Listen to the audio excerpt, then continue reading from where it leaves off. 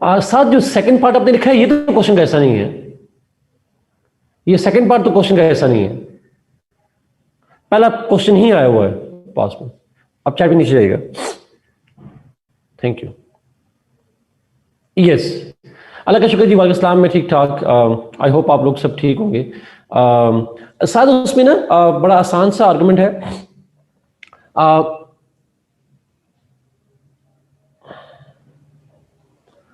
साथ लेकिन second part question का नहीं है मेरे ख्याल में। जहां पे आप देखें ना बट अरिस्टोटल वाज, वो स्टेटमेंट क्वेश्चन का पार्ट नहीं था मेरा ख्याल है, वो किसी ने ऐड किया हुआ है। प्लीज कंफर्म कीजिएगा। Exactly, okay, great. क्योंकि वो बनता नहीं है, दोनों का रिलेशन बनता नहीं है, वो एंटायरली दो डिफरेंट चीजें।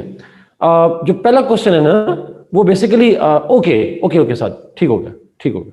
अच्छा, साथ इस तरह से है कि जब आता है ना Plato intends to build a scientific institution जिसके जरिए से वो स्टेट्समैन की ट्रेनिंग कर सके।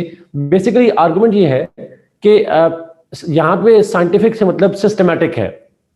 या अगर आपको याद हो हमने अरिस्टोटल में पढ़ा था, वहां साइंस से मतलब था based on observation. So observation की बुनियाद पे जो स्टडी थी उसकी हमने बात की थी। यहाँ पे सिस्टम साइंटिफिक से मतलब है systematic. So he is trying, जिस तरह अगर आप देखें प्लेटो को, तो वो एक जस्टिस के अंदर तीन क्लासिफिकेशन करता है, सोसाइटी को तीन क्लास में डिवाइड करता है, उन्हें फिर एक particular set mechanism of education से गुजारता है। उससे मतलब वहां पे बेसिकली बेसिक आर्गुमेंट ये है कि प्लेटो एक ऐसी स्टेट चाहता था, प्लेटो ऐसी स्टेट चाहता था जो कि साइंटिफिक बुनियाद पे बने। और साइंटिफिक बुनियाद पे बनने का मतलब यह था कि वो ऑर्गेनाइज्ड हो, जहां सोसाइटी के अंदर पेट रोल्स हो, पेट एजुकेशन सिस्टम हो और एक पेट principles of communism. That's what he meant, that's what he meant. तो उसकी बेसिकली आइडियल स्टेट की वजह से बात है।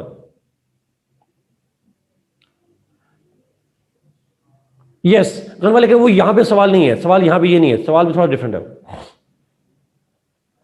जी Amir Hamza, absolutely that's the point, that's true Amir Hamza.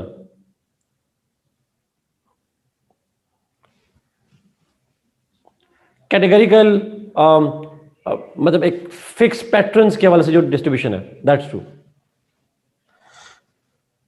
Okay,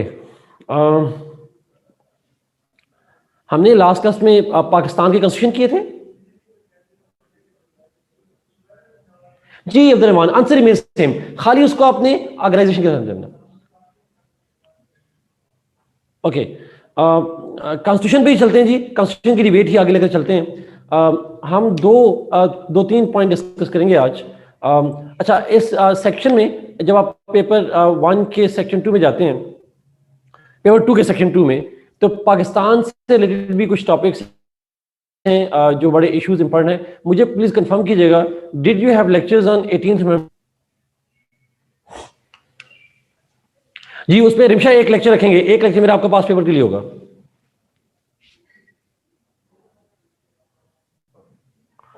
Saira ने नहीं किया, आरिफ ने नहीं किया, नहीं ज़रा, it will not be last us.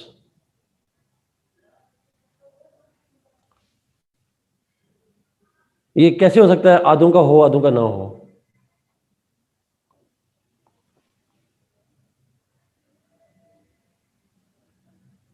O different batches, अच्छा मिक्स क्लास।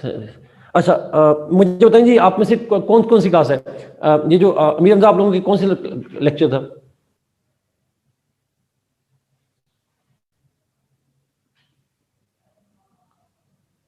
बैच 5 का हुआ है। बैच 6 वालों का जी, बैच 3 वालों का, बैच 3, बैच 3 का हुआ है, ओके। और बैच 4, बैच 3 का भी हुआ, batch 4, batch 4 no.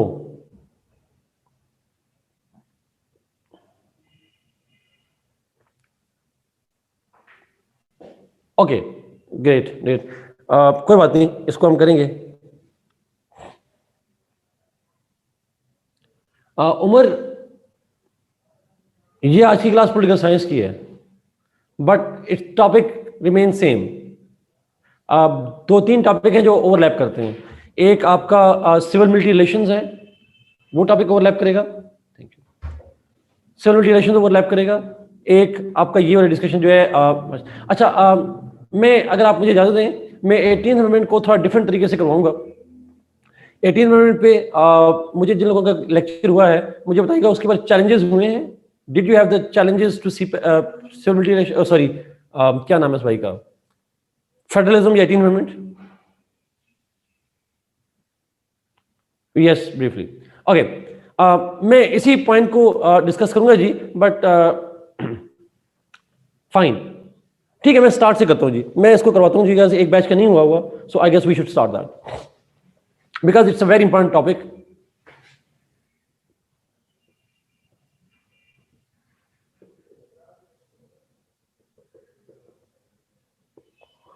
Federalism in Pakistan ji Amir, I think so it's important. अच्छा हम इसको ना थोड़ा सा डिफरेंट तरीके से डिस्कस करते हैं पॉलिटिकल साइंस में। कैसे? दो तरह से सवाल आ सकता है इसके ऊपर। There can be two ways in which the question can come. एक क्वेश्चन थोड़ा जनरल सेंस में आ सकता है जिसके अंदर बात होगी फेडरलिज्म इन पाकिस्तान, या लफ्ज यूज होगा centre provincial relations in Pakistan, especially after 18th Amendment. Federalism in Pakistan or central provincial relations in Pakistan, specifically post 18th Amendment. या क्वेश्चन में फेडरलिज्म का लफ्ज ना हो, सेंट्रल प्रोविंशियल का लफ्ज ना हो, क्वेश्चन में डायरेक्ट पूछ ले 18th Amendment and its impacts on federalism in Pakistan. 18th Amendment and its impacts on federalism in Pakistan.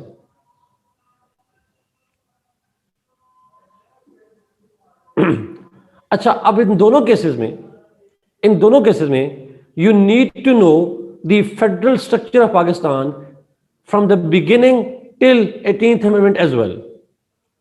ये करंट अफेयर तो है नहीं, आपको थोड़ा बैकग्राउंड लिखना पड़ेगा, आपको पास्ट की डिस्कशन करनी पड़ेगी। मैं रिपीट करूं इस पॉइंट को।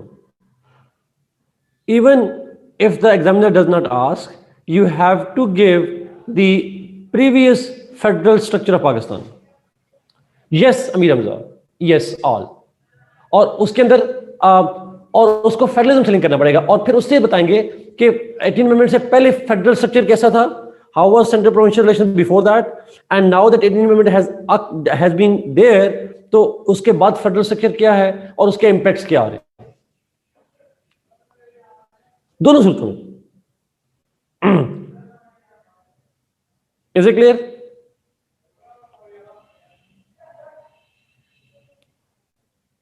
Okay, so what we do is, जब सवाल आता है फेडरलिज्म पे तो आप स्टार्ट करेंगे bye defining the federalism.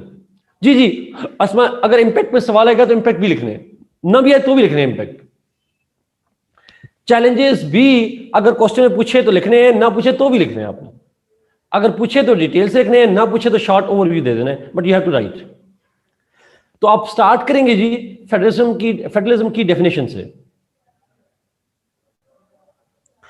No Aiza अगर करंट अफेयर्स में आता है तो आपको पास्ट डेवलपमेंट्स नहीं करनी, that's the difference. When the question comes on in current affairs, आपको कोई बैकग्राउंड नहीं लिखना उसका।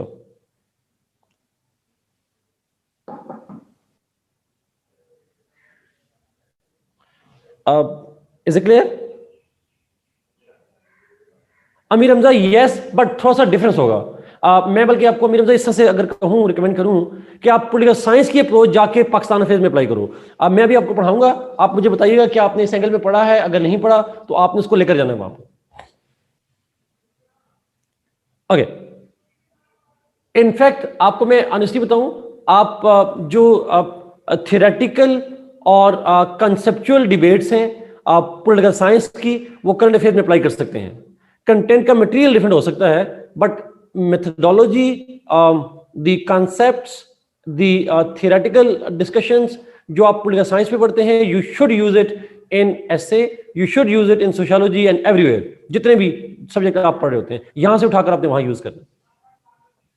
सो हम स्टार्ट करेंगे फेडरलिज्म से। फेडरेशन क्या होती है, फेडरलिज्म क्या होता है? फेडरेशन क्या होती है, हम जानते हैं इस बात को। Federation is simply the, is it a type of state और is it a type of government? State की टाइप है या गवर्नमेंट की टाइप है? State. Okay, great.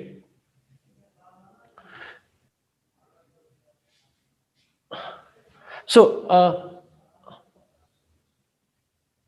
Answer Asman, no no we won't. अच्छा, तो फेडरेशन को आप डिफाइन करेंगे, it's a type of state in which the constitution distributes the powers between the federal government and units. Federal government और units के दरम्यान में power distribution होती है, उसको हम फेडरेशन कहते हैं।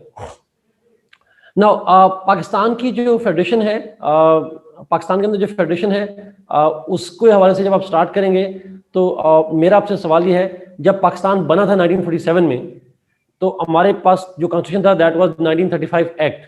तो मुझे जवाब दीजिएगा, was this constitution provided for a federal Pakistan और a unitary Pakistan?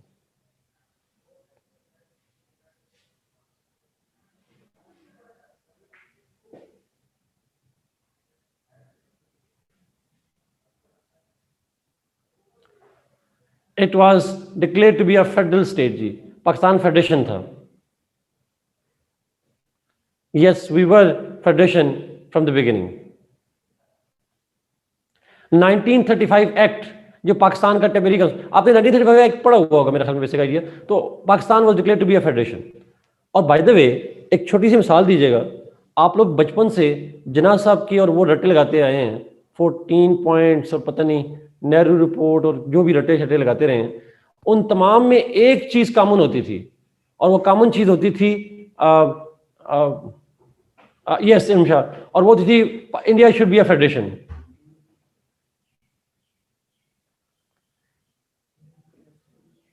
ऐसे ही था, जिना के 14 पॉइंट्स में भी है, प्रोविंशियल टर्म में भी, और लफ्ज लिखा होता था federation, India should be a federation, ये पॉइंट बाकायदा लिखा हुआ करता था उसमें।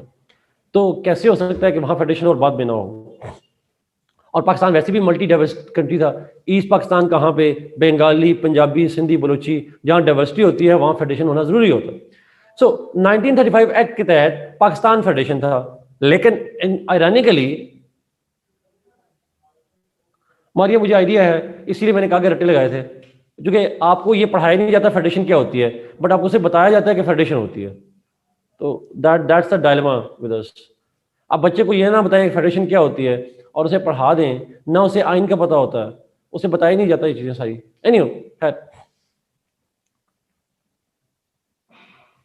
नाउ पॉइंट इज कि जो 35 एक्ट है जिसके नतीजे में पाकिस्तान बना था, तो पाकिस्तान 47 में बनने के बाद we were declared to be a federation. मेरा सवाल आपसे ये है, उस फेडरेशन में जब आप डिस्कशन करते हैं तो फेडरेशन में हमारे एक फेडरल गवर्नमेंट थी, और प्रोविंसेस कितने थे 47 में? How many provinces we had? 2 5 2 5 2 5, सारों का रट्टा खराब है। सात का भी जवाब गलत है, सारों का रट्टा खराब है। 4 थे, 4। यस साजिद, 4 थे। ओके, 4 थे ji, east Pakistan, Punjab, Sindh, NWFP। East Pakistan, Punjab, Sindh, NWFP। Balochistan province कब बना था? 1970 के अंदर। यस 1970, 1970 में बना था। एनीहो, तो 5वां बाद, लेकिन एनीहो वो 5वां सुबह बस कुछ दिनों के लिए बना था, फिर एक चला ही गया हमसे, तो दोबारा 4 पे हम आ गए। तो एक फेडरल गवर्नमेंट है और 4 प्रोविंसेस हैं पाकिस्तान के अंदर। That was the beginning of the federalism in Pakistan. कर दो शायद मजीद बात नहीं करूंगा ज्यादा, बट जब हमने अपना कॉन्स्टिट्यूशन बनाया, when we developed our own constitution, 1956 constitution, let's see उस 56 कॉन्स्टिट्यूशन में पाकिस्तान का फेडरल स्ट्रक्चर क्या है और उसकी कैरेक्टरिस्टिक्स क्या है। 1956 कॉन्स्टिट्यूशन में जब हम रिपब्लिक बने, हमने पहला कॉन्स्टिट्यूशन बनाया, हमारे पास एक फेडरल गवर्नमेंट है और प्रोविंसेस हैं। How many provinces were there in 1956 constitution? 2, यहां पे 2 हैं, यहां पे 2 आ जाएंगे।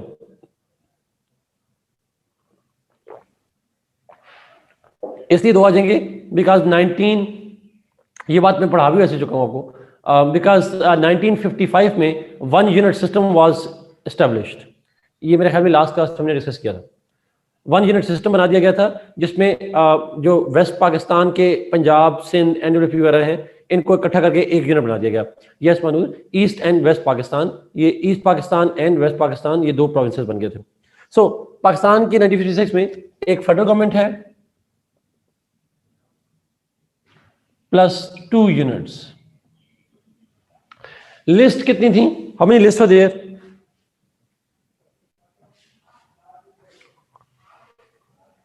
3 लिस्ट्स। कौन से प्रोविंस इकट्ठे किए गए थे जी? पंजाब, सिंध, एनडब्ल्यूएफपी और ये territories of Balochistan etcetera. Okay, so there were 3 lists. वो नाम आपको पता है, federal list, unit list and concurrent list. ये 3 लिस्ट थी। And who had the residuary powers? 56 constitution में रेजिडुअरी पावर्स किसके पास थी? फेडरल के पास या यूनिट्स के पास?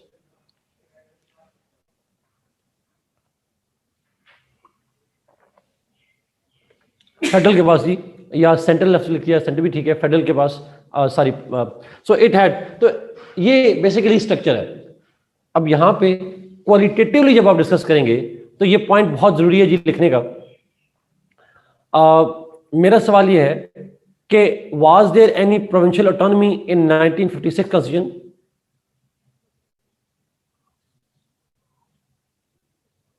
नो, दे हैड, आप ये नहीं लिखेंगे there was no provincial autonomy. Yes Amir Hamza, हम लिखेंगे limited provincial autonomy was given. Federation होगी, प्रोविंशियल ऑटोनॉमी तो होगी। कॉन्स्टिट्यूशन ने कुछ पावर तो प्रोविंस को देनी है, वो कम देगा तो आप लिखेंगे लिमिटेड ऑटोनॉमी है। बट अमीर हमजा ने बिल्कुल ठीक लिखा, लिमिटेड ऑटोनॉमी लिखेंगे। वैसे तो मैंने सवाल ये पूछा था थी या नहीं थी, यस और नो, आपने नो लिख दिया, आपने ठीक लिखा। बट अगर पेपर में पॉइंट ऑफ व्यू से लिखेंगे तो लिखेंगे eight that time provinces had limited, negligible autonomy at that time. अच्छा, याद रखिएगा एक term, if constitution provides for a limited autonomy, this kind of federation is called centralized federation. A federation in which most of the powers are with the federal government and very few powers are given to provinces, that federation is called centralized federation.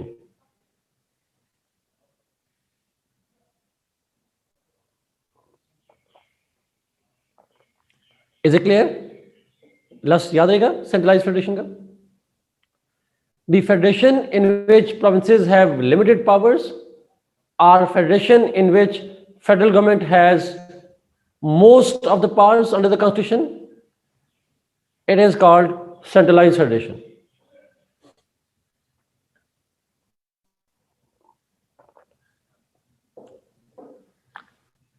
एक दूसरी term भी होती है जो आपने mix नहीं करनी, और वो दूसरी टर्म है स्ट्रॉन्ग एंड वीक फेडरेशन। ये सुनी हुई term, strong federation and weak federation?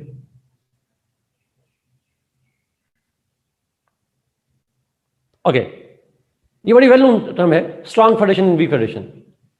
अच्छा, मेरा आपसे सवाल ये है, स्ट्रॉन्ग फेडरेशन क्या होती है? What is strong federation? Gulfam से सैनिटाइजर देना। Strong federation and full provincial autonomy हो तुम्हारी, वो स्ट्रॉन्ग फेडरेशन होती है। मनूर, इस पे आ रहा हूं, कमिंग टुगेदर फेडरेशन, इसका जिक्र मैंने वैसे किया था लेकिन दोबारा होगा इसके ऊपर। More central powers,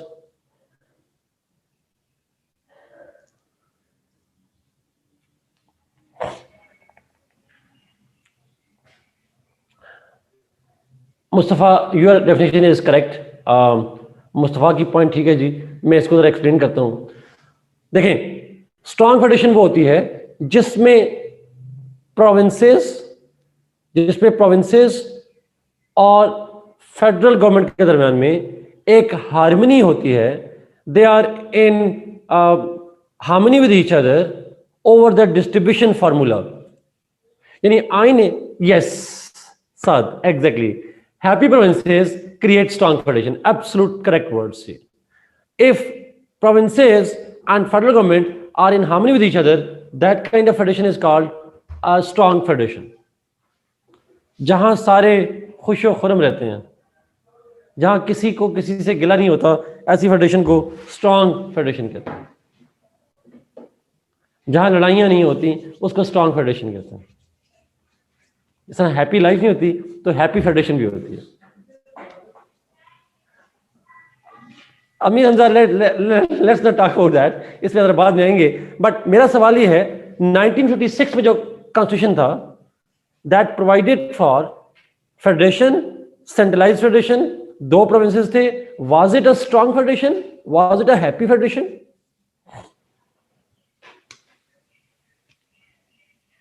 it was weak. It was weak federation. अच्छा, क्यों, क्या मसला था? सूबे, कौन सा सूबा खुश नहीं था और क्यों खुश नहीं था?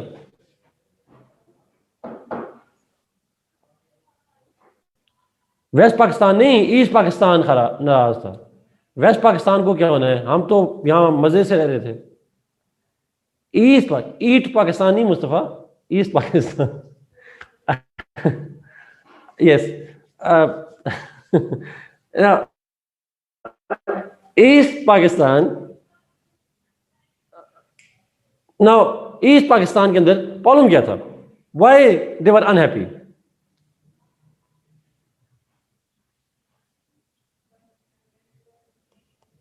रोटी कपड़ा मकान नहीं था, क्या मसला था? ईस्ट पाकिस्तान को पावर डिस्ट्रीब्यूशन से क्या मसला था? यस, एग्जैक्टली जी. पैरिटी फार्मूला एक बड़ा पॉइंट है जो आपने उठाया, फायदा ने, बाकी लोगों ने भी. पैरिटी फार्मूला एक, और इसको कहते हैं पैरिटी, मतलब है उनका रिप्रेजेंटेशन का इशू था, जिसको कहते हैं. बिल्कुल ठीक कहा साजिद आपने. दूसरा इशू था लैंग्वेज का इशू था, अनइक्वल डिस्ट्रीब्यूशन रिसोर्सेज का इशू था. खुरम बिल्कुल ठीक कहा. और लैंग्वेज, रिसोर्सेज, रिप्रेजेंटेशन.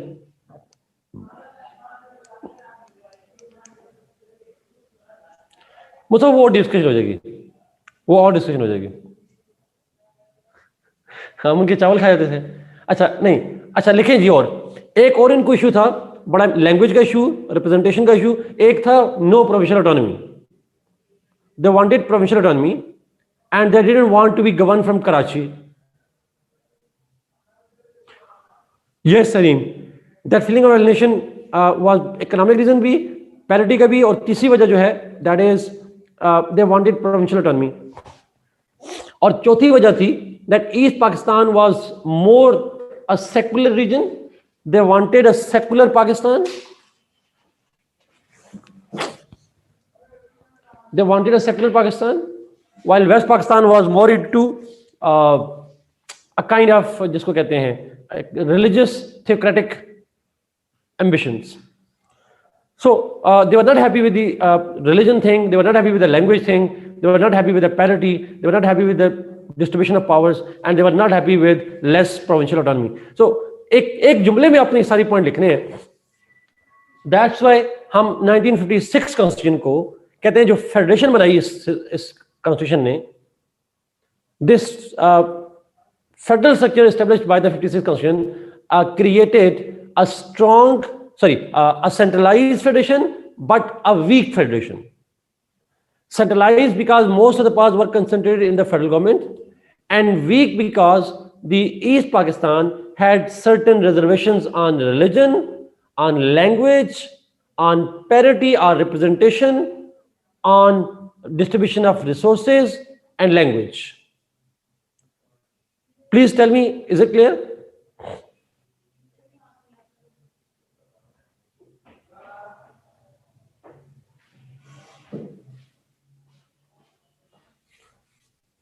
आज आप लोग सोए हुए हैं या मैं कुछ अजीब सा पढ़ा रहा हूं?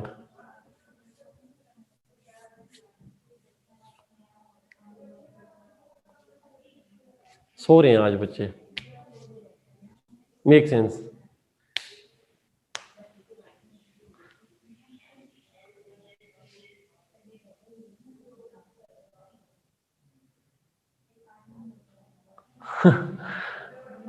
एक क्वेश्चन है जी, प्रोविंशियल ऑटोनॉमी एग्जैक्टली होती क्या है?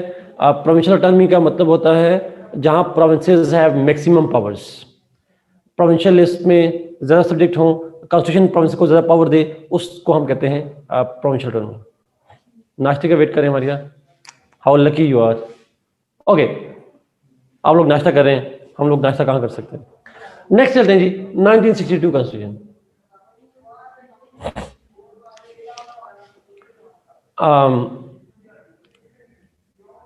1962 कॉन्स्टिट्यूशन की हम डिस्कशन में जब जाते हैं तो Arwa, thank you for asking a very good question ji. East को वेस्ट से इशू था या सेंटर से? बोथ। ईस्ट को इशू फेडरल से भी था और वेस्ट से भी था। उसकी वजह यह है, west Pakistan had the rulers, जो फेडरल गवर्नमेंट के, सेंट्रल गवर्नमेंट के जो रूलर्स थे, they were mostly from west Pakistan.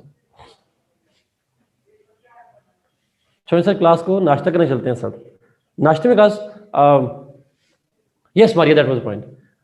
सरकार, हम यूनिवर्सिटी में जब पढ़ते थे तो we used to have breakfast classes, we used to have lunch classes, dinner classes भी होती थी हमारी। तो हमने मरी में भी क्लासेस ली हुई हैं, but that used to happen. But ये अनफॉर्चुनेटली एकेडमी की क्लास है, यहाँ डिफरेंट होता है। Okay, let's come back to 1962। जी Manoor, exactly, that's true. Now, 1962 constitution में मोर और less it was same, more और लेस इट वाज सेम। अच्छा, 1962 में पाकिस्तान वाज अ फेडरेशन। आसान है इसके अंदर discussion. A federal government plus 2 units. Second, how many list were there 62 में? रट्टा चेक करता हूं आपका, how many list were there?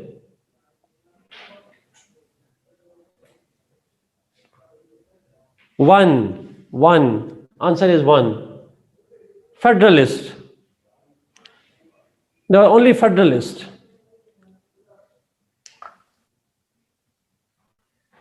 एक ही लिस्ट थी, फेडरलिस्ट थी। अब्दुल खान, अब आप बच्चों मुझे बताएंगे, मोस्टली लोगों को डिफरेंस पता है यूनिक कैमरल में और एक लिस्ट में फर्क होता है? Do you know difference? Unique cameral होता है जिसमें एक ही हाउस होता है। अच्छा, सेकंड जी, एक ही लिस्ट थी, और वो लिस्ट कौन सी थी? What was that list?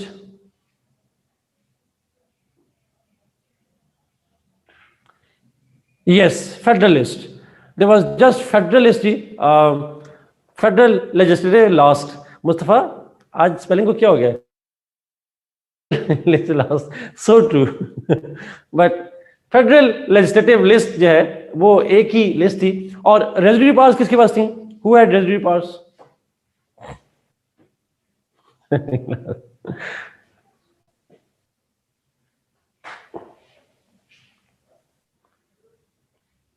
Residuary powers were with the, अभी तक एक फेडरल का है, बाकी सारे प्रोविंसेस के हैं। देखें, अगर फेडरलिस्ट हो और एक ही लिस्ट हो, दूसरी कोई लिस्ट ना हो, तो residuary powers should automatically go to provinces, क्योंकि फेडरेशन का मतलब ही है कुछ पावर तो प्रोविंस के पास जानी चाहिए ना। अगर फेडरल भी प्रोविंस फेडरल के पास, रेजिड्यूरी भी फेडरल के पास, फिर तो हम यूनिटी बन गए ना। तो इसलिए there has to be one list with federal list और residuary powers one with the provinces. अब इस फेडरेशन को हम क्या कहते हैं? It was a centralised federation और नॉट? तो आप इसको अगर पढ़ेंगे तो most of the powers were given to the federal government. It was a weak federation. Residuary powers, residual powers या residuary powers were given to provinces, units कह लें वहां पे। Now it was a weak federation because most of the powers and important powers were placed in the federal list. वो federal के पास है, और even in emergencies provincial subject के ऊपर फेडरल गवर्नमेंट लॉ बना सकती थी। सो इसलिए ये एक बड़ा इंटरेस्टिंग और आयरनिक है that this constitution provides for again a centralised federation, most of powers were given to the federal government. Was it a strong federation और a weak federation?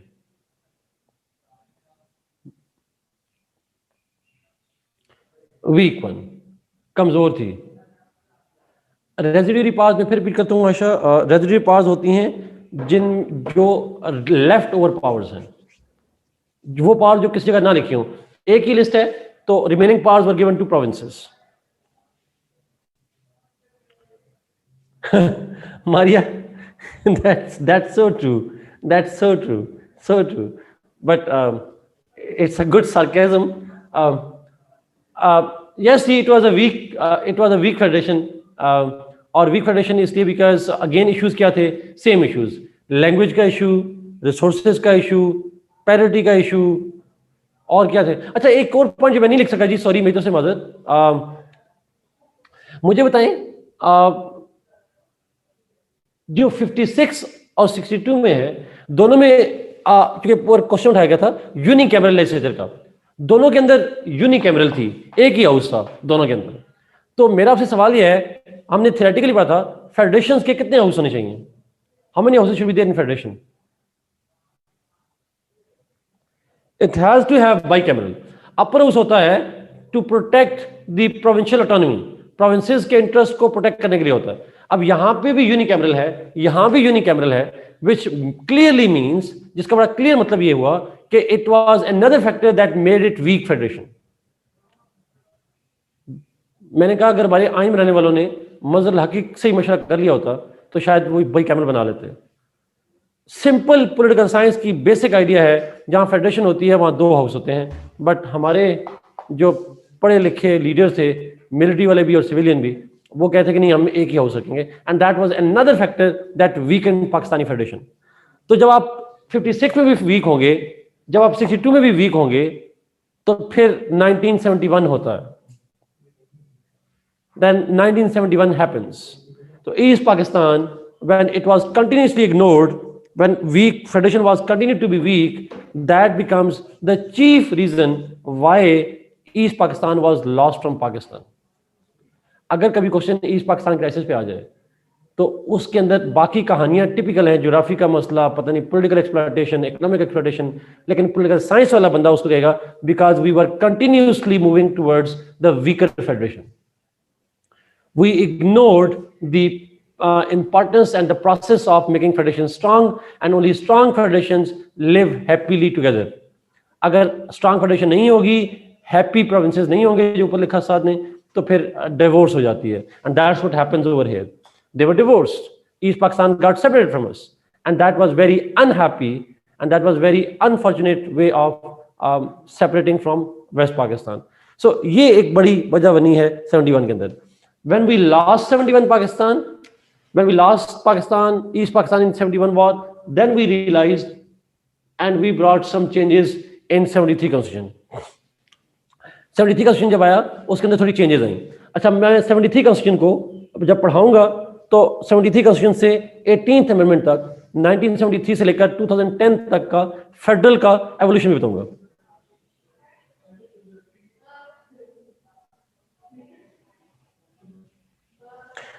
Zulfikar's provinces can legislate through their provincial assembly. List system का houses से कोई link नहीं है. Provinces were to make laws from provincial assemblies. हम तो एक house का मतलब ले रहे हैं फेडरल लेवल पे, नेशनल लेवल पे एक ही हाउस था. ओके, 73 कॉन्स्टिट्यूशन, जब 73 कॉन्स्टिट्यूशन बना eight the time of 73, obviously हम फेडरेशन थे, there was a federal government, and how many provinces now? कितने provinces थे? 4. Good. अगर आप जी, in both constitutions the concentration of powers were in the federal government. अच्छा, मेरा आपसे सवाल है, जब आप 2021 में एग्जाम देंगे या नहीं देंगे, अगर आप में से कोई बंदा जो एग्जाम ना दे 2022 में दे, is there anybody who will give exam in 2022? तो आप उसको जरा फॉलो करते रहिएगा. If yes then you should follow कि ये आप सारे बदल गए हैं. तो वाह,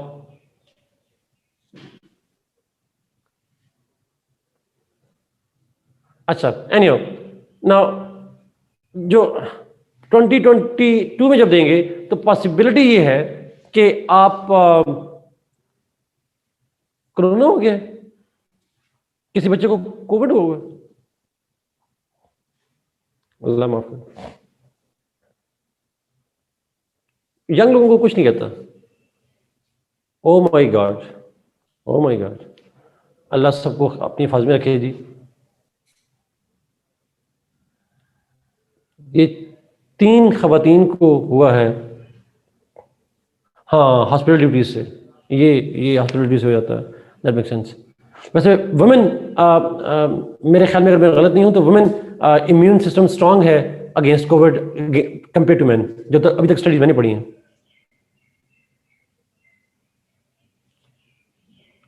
जी, बल्कि अब यही है, 2 हैं, सायरा हैं जिस तरह बता रही हैं कोविड ड्यूटीज़ की वजह से, और अरबा भी हैं। अल्लाह आप सबको सेहत दे जी। But make sense, that's true. Doctors almost सबको हो गया हुआ। No doubt, Amir Hamza. No doubt, doctors around the world, they are seriously. We can't even think about that. मैंने अल्ट्रासाउंड डर के मारे नहीं करवा रहा अपना, मैं हॉस्पिटल जाने के लिए कि यार जो होगा बाद में देखेंगे, हॉस्पिटल नहीं जा सकते। But you got tested for COVID twice. Manu, was it continued या अच्छा, both times negative, both times, फिर ठीक है। Anyway, 2022 से बात चली थी। Now, but obviously इसमें काफ़ी हद तक अगर मैं आपसे कहूँ तो मेरा आर्गुमेंट यही होता है कि मेंटली स्ट्रांग होना चाहिए इंसान को। मेंटली स्ट्रांग होना बहुत ज़रूरी होता है। You need to be strong. और यंग लोग होते हैं माशाल्लाह से। I understand they are really strong people. आपकी जनरेशन अच्छी जनरेशन है।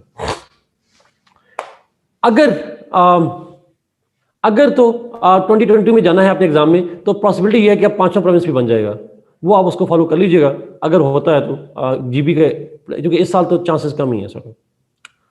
बट अगर बन गया तो आप उसको देख लीजिएगा, you will add to that. But हम 73 में, जब 73 कॉन्स्टिट्यूशन 1973 के टाइम पे, उस वक्त में हम उस फेडरेशन को देख रहे हैं। एक फेडरल गवर्नमेंट, 4 प्रोविंसेस। कितनी लिस्ट थी at the time of 1973?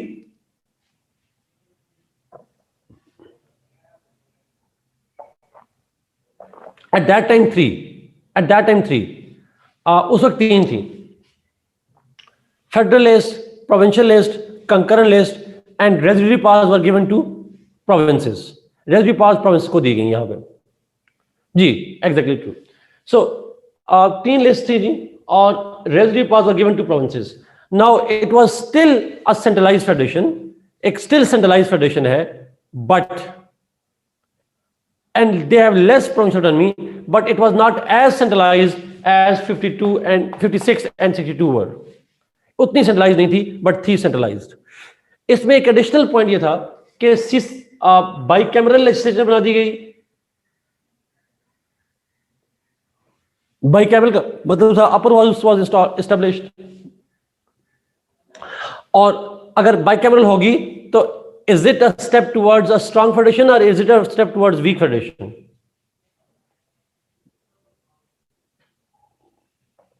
Yes.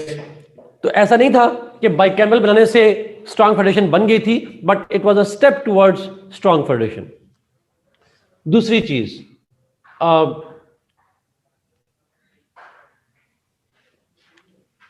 It was relatively decentralized federation, but it was also relatively stronger federation, एक because of bicameral और एक because of CCI। CCI के बारे में जानते हैं आप लोग? Council of common interest, article 153 है Mustafa, I didn't know that, but council of common interest, yes. Council of common interest का बेसिक फंक्शन होता है, basic function of council of common interest is the coordination or conflict resolution within the Federation of Pakistan। अगर province को दूसरे province से मसला हो, province को फेडरल गवर्नमेंट से मसला हो, फेडरल गवर्नमेंट को प्रोविंस से मसला हो, इसको हम कहते हैं वर्टिकल और horizontal. Vertical means between the federal government and provinces, and horizontal means among provinces. अगर कोई कॉन्फ्लिक्ट या डिस्प्यूट होगा, then CCI is the forum where they could discuss, deliberate and resolve it। तो इंटर प्रोविंशियल या federal issues को resolve करने के लिए एक फोरम बना दिया गया आइन के तहत, सीसीआई का, and that was another important thing that was developed. तो एक फोरम बना दिया जहां डिस्प्यूट रिजॉल्व हो सकते हैं, और साथ बाइकैमर बना दी ताकि प्रोविंशियल इंटरेस्ट को प्रोटेक्ट किया जाए। सो हम कहते हैं ये सारे स्टेप जो थे that made Pakistan relatively stronger federation. It was still a weak federation. There were still a lot of issues, खासकर इकोनॉमिक के ऊपर बड़े इश्यूज थे, प्रोविंशियल ऑटोनॉमी पे बड़े इश्यूज थे, लेकिन still it was better than the 56 and 62. तो अगर हम इसको सम अप करें तो हम कहते हैं 1973 constitution initially provided for not an ideal federation but better than what it was previously. उससे बेहतर थी। फिर 1973 कॉन्स्टिट्यूशन में कुछ अमेंडमेंट्स होती रही, जिनमें से एक अमेंडमेंट है 8th अमेंडमेंट। आप बताएं, ये पढ़िए अपनी 8th amendment. No Mir Hamza, उसके बाद मैं बात दूंगा, करंटली आऊंगा, उसको दो अलग काम करते हैं। अच्छा, ड्यूरिंग जियाउल हक इरा जी 8th अमेंडमेंट पास हुई। उस 8th अमेंडमेंट में एक प्रोसेस जी रिवाइवल ऑफ कॉन्स्टिट्यूशनल ऑर्डर। मेरा आपसे एक सवाल है कि जब 8th अमेंडमेंट हुई तो उसके अंदर प्रेसिडेंट के इलेक्शन का मेथड चेंज किया गया, और मुझे याद है मैंने आपको बताया था ये बात। और मेथड में चेंज ये थी कि in the 8th amendment the provincial assemblies also to play role, the provincial assemblies were also to play the role in electing the president. ऐसा ही था?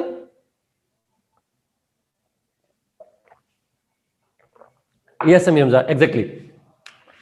So when provinces were included in the electoral college of the president, will it increase the strength of federation or it will weaken it? Weaken it?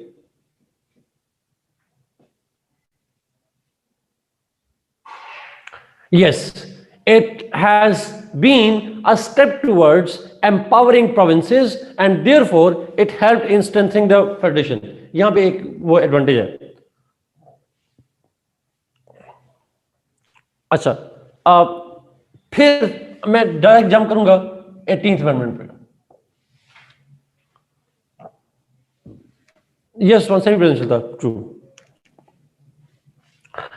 Will jump to the 18th amendment. दरमियान में और भी developments बड़ी important है। चले मैं इसको जरा एक्सप्लेन कर देता हूँ। अगर आप डेप्थ में जाना चाहें तो जा सकते हैं। उसके अंदर आप लोगों ने पढ़ा होगा 8th अमेंडमेंट में 58(2)B was added up. Yes Manoor, we need to. Yes, 58(2)B में क्या था? President could dissolve the national assembly discretionary. वो डिस्क्रिशनरी पावर है, वो जब चाहे डिसॉल्व कर सकता है। अच्छा, अब मेरा एक सवाल है, क्या गवर्नर्स भी प्रोविंशियल असेंबलीज को डिसॉल्व कर सकते थे under the 8th amendment? Yes, जिस तरह प्रेसिडेंट के पास इख्तियार है नेशनल असेंबली को डिसॉल्व करने का, उसी तरीके से गवर्नर के पास इख्तियार है कि वो प्रोविंशियल असेंबली को डिसॉल्व कर सकता है। Who is governor bye the way? Governor कौन होता है? What is his office?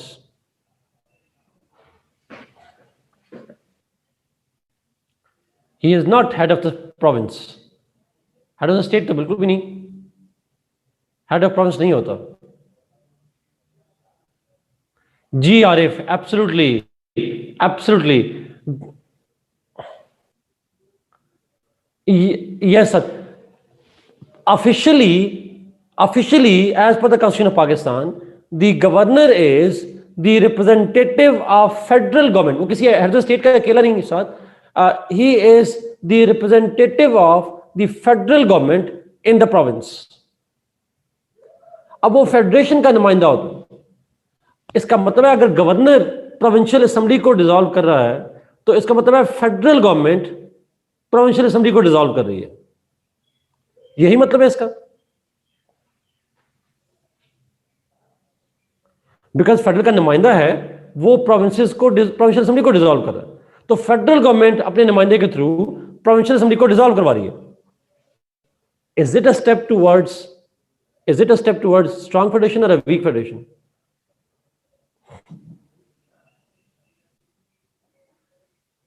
It is definitely a weak, because provinces को फेडरल गवर्नमेंट जब चाहे डिसमिस कर दे, या फेडरल गवर्नमेंट का नुमाइंदा जब चाहे डिसमिस कर दे. This is the dilemma. This is the dilemma. So eighth amendment में जहां प्रोविंशियल पावर बढ़ाएगी इन इलेक्टिंग द प्रेसिडेंट, वहां प्रोविंसेस को, प्रोविंशियल असेंबलीज को डिसमिस करने का इख्तियार फेडरल के नुमाइंदे को दे दिया गया. It was kind of centralised strategy, centralisation की तरफ मूव किया. Federal government got more powers. अच्छा, no, answer is governor powers should not be there. There shouldn't be governors in Pakistan. जी उमर, it was. अब नहीं है. अच्छा, 13th amendment जब हुई, in 13th amendment this governor's power was taken away. Governor की power वापस ले ली गई 13th amendment में in 1997. दूसरे लफ्जों में प्रोविंस पावर, प्रोविंस के ऊपर फेडरल का कंट्रोल खत्म कर दिया गया. So again it liberated provinces from the control of the federal government. This happened in 13th amendment, 13वीं अमेंडमेंट 1997 में. फिर दोबारा आई 17th अमेंडमेंट. जी एग्जैक्टली. फिर आई 17th अमेंडमेंट. 17th amendment में again governors had the power to dismiss the provincial assemblies. They again got the power to dismiss the provincial assemblies. So Pakistan में जब ये जो zigzag है, ये जो गेम थी, that was being played with the provinces. कभी उनको डिसमिस करने का इख्तियार गवर्नर को दे दिया जाता था, कभी नहीं दिया जाता था. So it was a playground for Pakistan's provinces. There was no surety of provincial autonomy in these amendments. 8th amendment और 17th amendment दोनों ने जो provinces हैं उनको dismiss करने का इख्तियार governors को दिया. बल्कि 13th amendment के अंदर the power was taken away from the governors. और 13th amendment किसके दौर में हुई थी?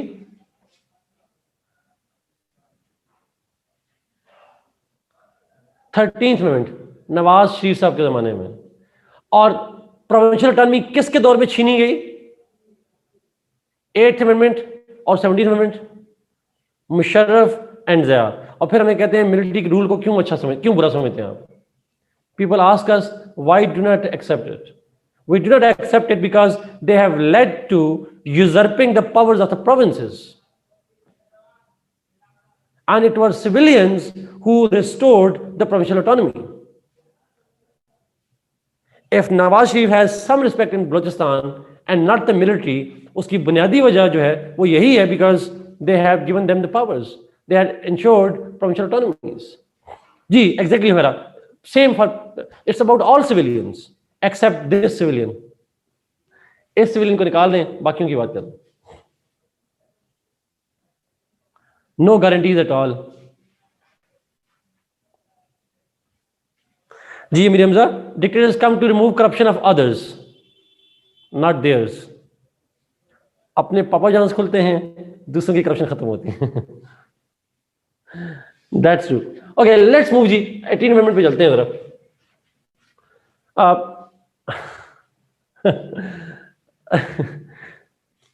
मुस्तफा अल्लाह बचाए बस, कोरोना का एज है.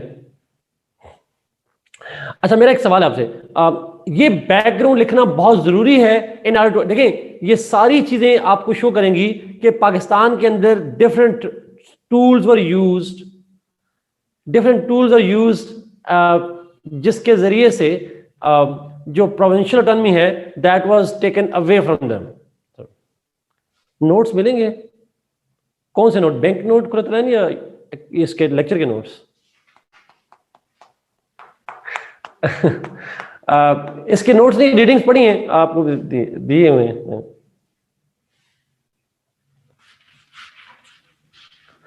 लेकिन इस तरह से समरी की फॉर्म में नहीं मिलेंगे आपको, वो है नहीं. Okay, let's go to 18th amendment.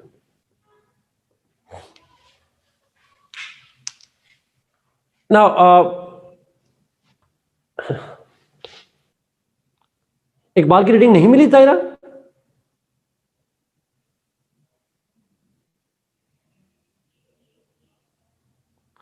आप में से कोई एक मुझे मेल कर दे, मैं आपको सेंड कर दूंगा जी, आप प्लीज शेयर कर दीजिएगा। सॉरी, मैंने असल में सारी चीजें सेंड की होती हैं, वेरी इंपॉर्टेंट आयशा। ओके चलिए, अभी ब्रेक होती है, ब्रेक में जाकर मैं करवा देता हूँ। मैम राजी हैं?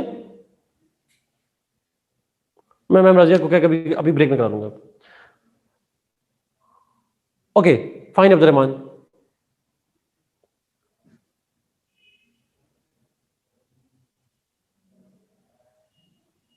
ओके जी, एम्पायर अमेंडमेंट कौन सी है शमायूम?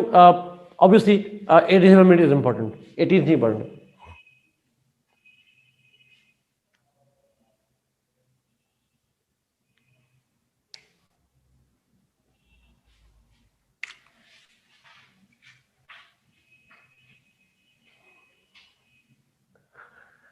उमर यहां फेडरेशन नहीं है, यूनिटी सिस्टम है। Okay let's go to 18th amendment. Now 18th amendment पे डिस्कशन करते हैं जी। 18th अमेंडमेंट पास हुई थी 2010 के अंदर, इट वाज पास्ड इन 2010, और 2010 के अंदर जब ये पास की गई तो it was pass with almost near consensus था, और तमाम पार्टीज के दरमियान में। It's the lengthiest amendment in Pakistan history, ये पाकिस्तान की हिस्ट्री की लेंथीएस्ट अमेंडमेंट है। Please correct me if I am wrong. 110 articles were changed under this amendment, 110 के करीब, 97 जमशेद मैंने 110 सुने हैं। अगर कोई थर्ड पार्टी डिस्प्यूट रिजॉल्व करे हमारा, सेंचुरी मेरे ख्याल में पूरी हुई थी, बट एनीवे जितने भी थे, बट इट्स द लेंथीएस्ट, 110 मैंने भी यही पढ़ा Zeeshan. So yes it's the lengthiest the amendment in the Pakistan history. उससे पहले थी 8th अमेंडमेंट, नहीं 8th was lengthiest at that time, लेकिन उसके बाद 8th ने आर्टिकल किए थे 65 के करीब, नवीद 60s में थे उसने।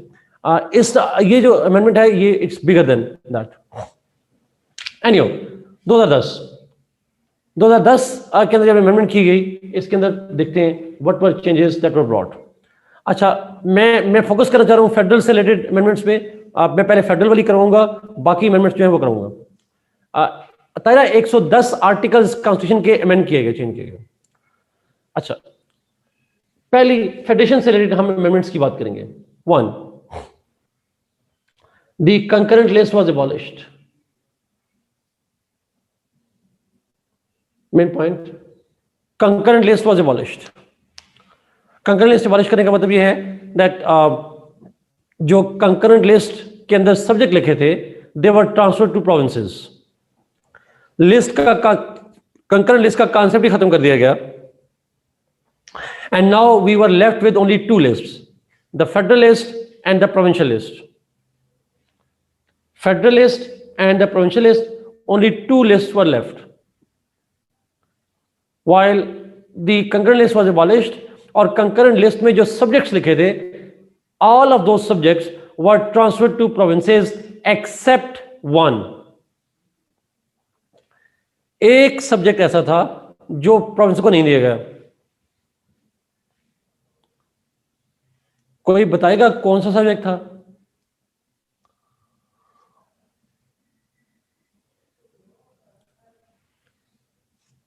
हमेरा, आप डॉक्टर हैं, वो फेडरल गवर्नमेंट के पास, हेल्थ अभी प्रोविंसेस के पास है।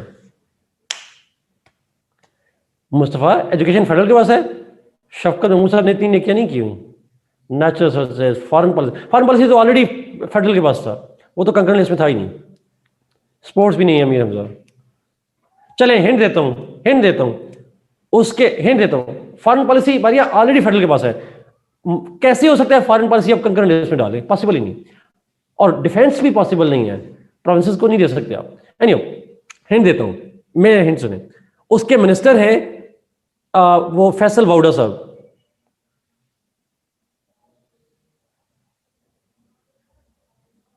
नहीं madam, water resources forum, exactly. Water and power and water नहीं है जिशान, वाटर रिसोर्सेज की मिनिस्ट्री है। वाटर रिसोर्सेज मेरे ख्याल में, अगर मैं गलत नहीं हूं, वाटर रिसोर्सेज का लफ्ज है उसमें। अच्छा मैरीटाइम की अलग मिनिस्ट्री है जी, federal minister for water resources. Water resources जो है जी, वो जो पावर है वो लिस्ट में से दे दी गई फेडरल गवर्नमेंट को, बाकी जो सारे थे they were given to provinces. Is it clear?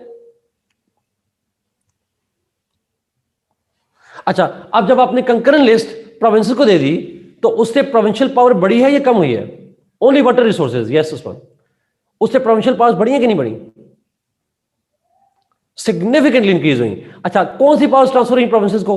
What particular powers were transferred from concurrent list to provinces? कुछ इंपॉर्टेंट के नाम बताएं। हेल्थ है, एजुकेशन है,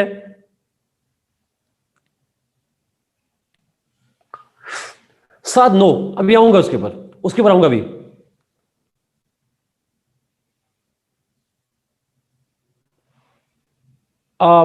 फाइनेंस है, एनवायरमेंट है, फूड है, लोकल गवर्नमेंट है, लॉ एंड ऑर्डर है, एग्रीकल्चर है, एटसेट्रा एटसेट्रा, लेबर है to.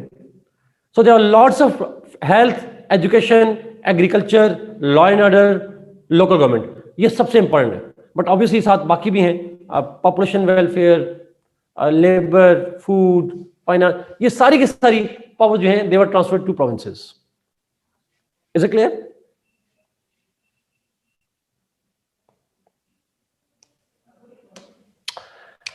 Second,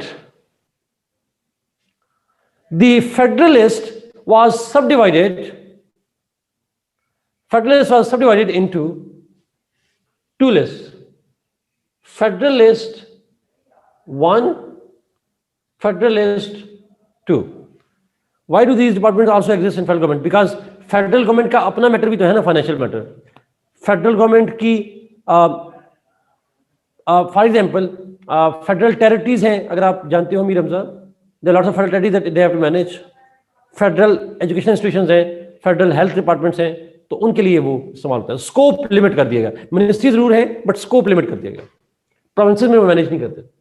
federalist 1, federalist 2।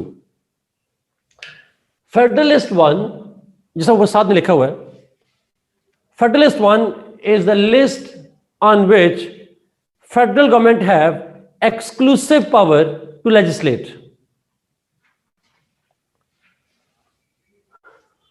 It's a list on which federal government has exclusive powers, have discretionary powers to legislate. यानी federal government बगैर किसी से मशवरा किए जो चाहेगी ला बना सकती है। That's in the Federalist 1. Federalist 2 में the federal government can legislate. In Federalist 2, the federal government can legislate, but only after the approval from the CCI.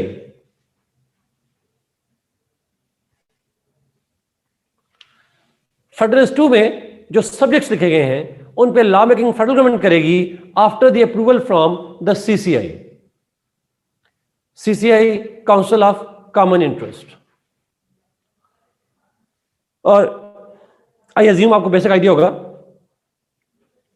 Majority मेरा सर, मेरा नहीं ख्याल कंसेंसस पॉसिबल है। आई डाउट दैट, वैसे bye the way I am not 100% sure, अगर कोई आप में से कंफर्म कर ले, लेकिन मेरा ख्याल CCI में मेजॉरिटी वोटिंग होती है, बट इसको कंफर्म कर लीजिए। ज़िशान कंसेंसस से होती है। ज़िशान मैं शुरू में यही समझा था, बट मैंने किसी जगह पे पढ़ा था कि मेजॉरिटी से वोटिंग होती है, बट एक दफ़ा प्लीज वेरीफाई कर लीजिएगा। If Zeeshan you are sure तो देन फाइन, अदरवाइज एक दफ़ा वेरीफाई कर लीजिएगा जी। आप लोग नेशनल इकोनॉमिक काउंसिल और है, नेशनल इकोनॉमिक काउंसिल पे नहीं आता। फेडरलिस्ट 2 में जो CCI है, ओके ज़िशान श्योर है जी, so let's assume it's a consensus. So CCI council of common interest है, इसके अंदर होते हैं प्रोविंशियल रिप्रेजेंटेशन भी होती है। अब भी आऊंगा CCI की डिस्कशन में। So in other words, provinces had a role in legislation related to federalist 2 subjects. CCI has been given, yani provinces have been given a role in legislation related to subjects mentioned in the Federalist 2. अब जरा evolution check कीजिएगा, ये जुमला अगर आप सुनेंगे तो आपको बड़ा अच्छा लगेगा, मेरे ख्याल में बड़ा अच्छा इंप्रेशन पड़ता है। 56 कॉन्स्टिट्यूशन में 3 लिस्ट थी और एक रेजिडरी पावर्स, उन 4 में से 3 का इख्तियार फेडरल के पास था। फेडरलिस्ट का भी इख्तियार फेडरल के पास, कंकरेंट लिस्ट में अल्टीमेट अथॉरिटी फेडरल की, और रेजिडरी पावर भी प्रोविंसेस के पास, फेडरल के पास। प्रोविंसेस के पास बच बचा के सिर्फ प्रोविंशियल लिस्ट थी, यूनिट लिस्ट। 1973 में फेडरल के पास एक लिस्ट बची, अब 56 में 3 थी आउट ऑफ 4। अब 73 में 18th अमेंडमेंट के बाद फेडरल के पास एक लिस्ट, और वो लिस्ट भी पूरी नहीं उनके पास। So we have moved from highly centralized federation to highly decentralized federation. But this did not happen overnight. This happened slowly, gradually. ये पॉइंट समझ आया जी? 56 में प्रोविंसेस के पास सिर्फ यूनिट लिस्ट थी। नाउ फेडरल गवर्नमेंट के पास एक ही लिस्ट है, वो भी पूरी लिस्ट नहीं है। That is the movement we have moved from highly centralized to highly decentralized federation. ये एवोल्यूशन बड़ा इंपॉर्टेंट है। Anyhow, so this is Federalist 2, CCI की बात हम कर रहे थे, CCI and all that. Let's go to the third point, CCI.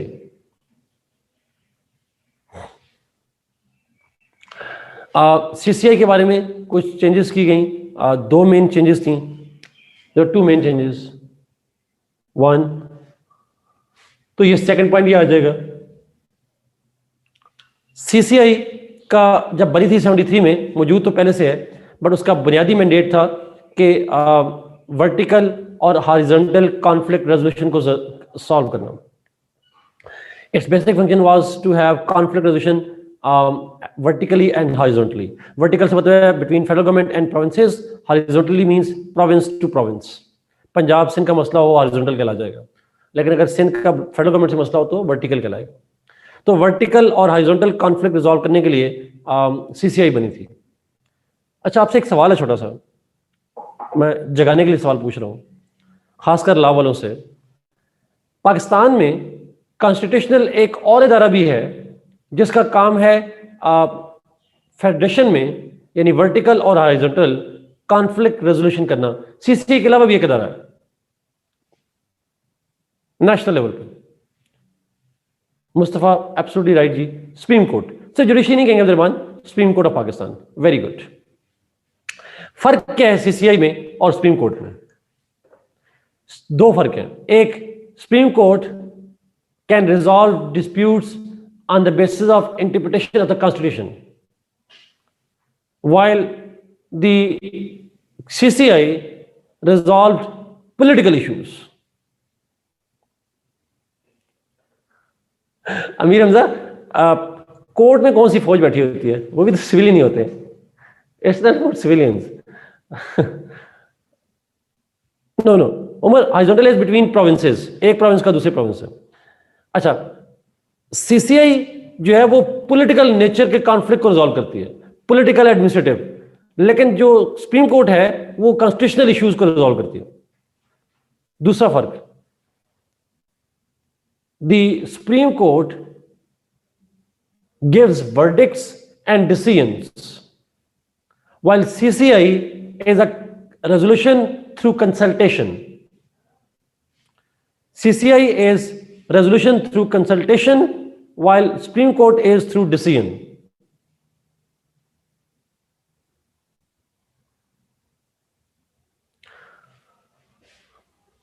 कैसे कुरातलैन, अगर आप इसको एक्सप्लेन कर लें, why they are not truly represented?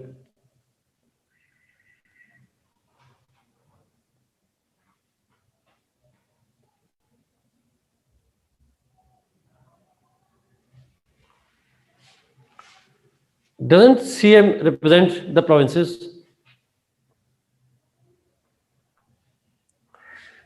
अच्छा,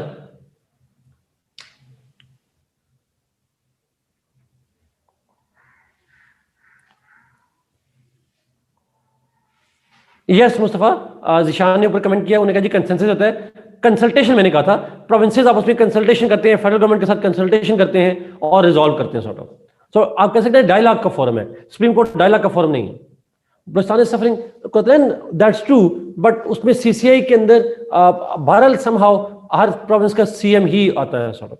एनीवे, तो एक तो सीसीआई का रोल बना जी कि उसका ओरिजिनल रोल था vertical horizontal conflict resolution, but now it also got a legal role because federalist 2 पे जब लेजिस्लेशन होगी तो सीसीआई जो है वो उसकी अप्रूवल मस्ट है। दूसरा, CCI's meetings were also made more frequent. Previously, before 18th Amendment, CCI was to meet at least twice a year. साल में 2 बार मिलना होता था. Now it has to meet within 90 days.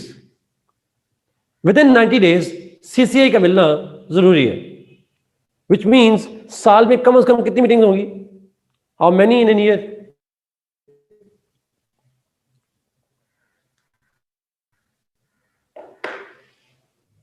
24 Mustafa,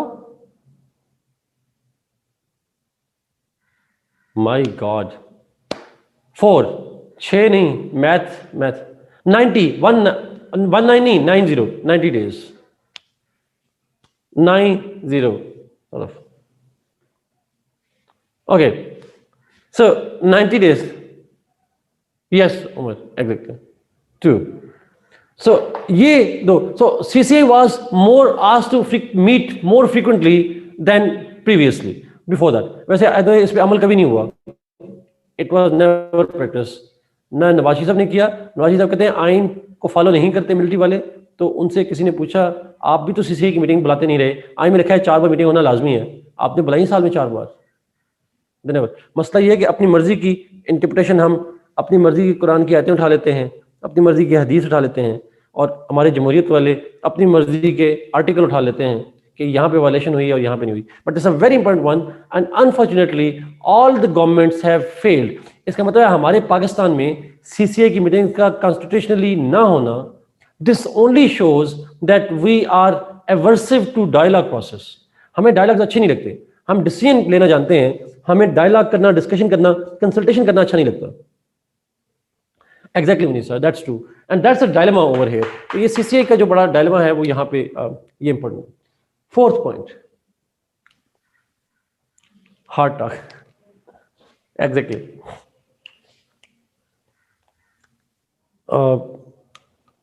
सवाल पूछा गया था उनसे कि नवाशी साहब भी तो जनरल ज़ियाउल हक के साथ करके आए हैं, तो वो कहते हैं एवोल्यूशन था. तो मेडिकल वालों की, बायोलॉजी वालों ने एवोल्यूशन के मीनिंग नया याद रखिएगा प्लीज, ये नया एवोल्यूशन आ जाता है. Okay, 4th point. नाउ बहुत इंपॉर्टेंट है जी, और वो है names and spellings were changed. नाम चेंज किए गए, स्पेलिंग चेंज किए गए. कौन से नाम चेंज किए गए? NWFP का नाम रखा गया केपी, के नहीं लिखना, केपी लिखना है. KP Khyber Pakhtunkhwa. Yes, KP कहना उसको. अच्छा, और फिर उसके बाद बलूचिस्तान के स्पेलिंग में यू डाला गया. नहीं, यू खत्म करके ओ डाला गया. मारिया ने ठीक लिखा. यू खत्म नहीं किया गया, यू वॉज एबॉलिश्ड. BALU के बजाय BAOLO डाल दिया गया. एग्जैक्टली, BALOCHISTN, ये स्पेलिंग चेंज किए गए. Yes, true. और फिर सिंध के स्पेलिंग चेंज किए गए. सिंध में H was added up, SIND. Yes, exactly, true Maria. Sindh to Sindh was added up. तो एक they were small demands but they were important ones.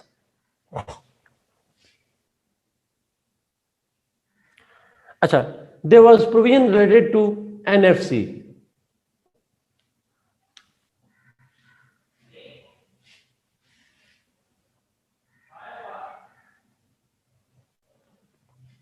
आज आपकी क्लास में सर आ रहा है वैसे जी. अच्छा, नहीं ऐसा नहीं है अमी हमजा, रिसोर्सेज वाली बात इंपॉर्टेंट नहीं. अच्छा, अब इस पे आने लगा हूं जी. ये क्यों नेम चेंज करने से क्या फर्क पड़ता है? अच्छा, मुझे लगता है कि this relates to your identity. This relates to your identity. मिसाल के तौर पर एक मैं इसको और तरह से लेता हूं अमीर हमजा.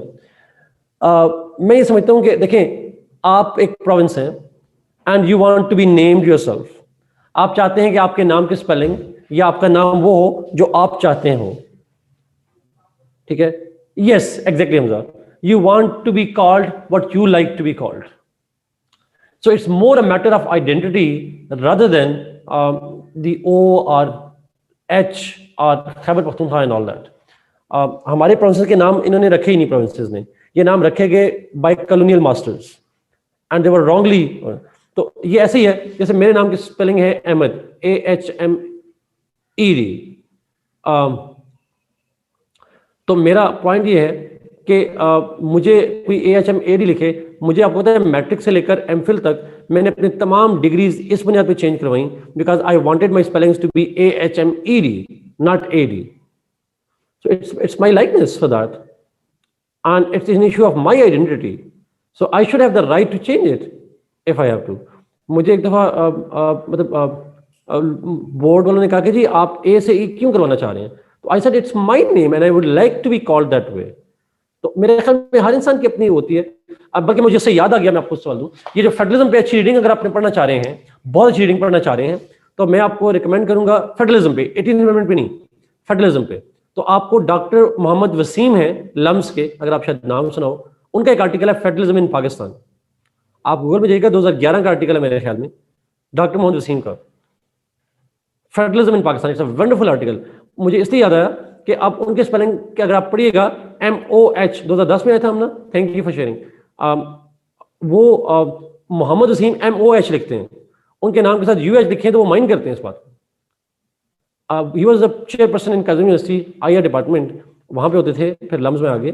तो जब उनके साथ कोई क्लर्क स्पेलिंग लिखता था और उनके आर्टिकल उनका नाम MUH लिखता था, he used to mind that, वो वापस कर देते थे. He would never sign that letter having MUH. तो हर बंदे की अपनी चॉइस होती है. तो sometimes people are very. Thank you sir for sharing this link जी, बड़ा इंपॉर्टेंट आर्टिकल है, ये जरूर पढ़िएगा. Thank you Nisha again. तो कहना ये चाह रहा हूं कि some people are very important. Yes exactly, that's the point.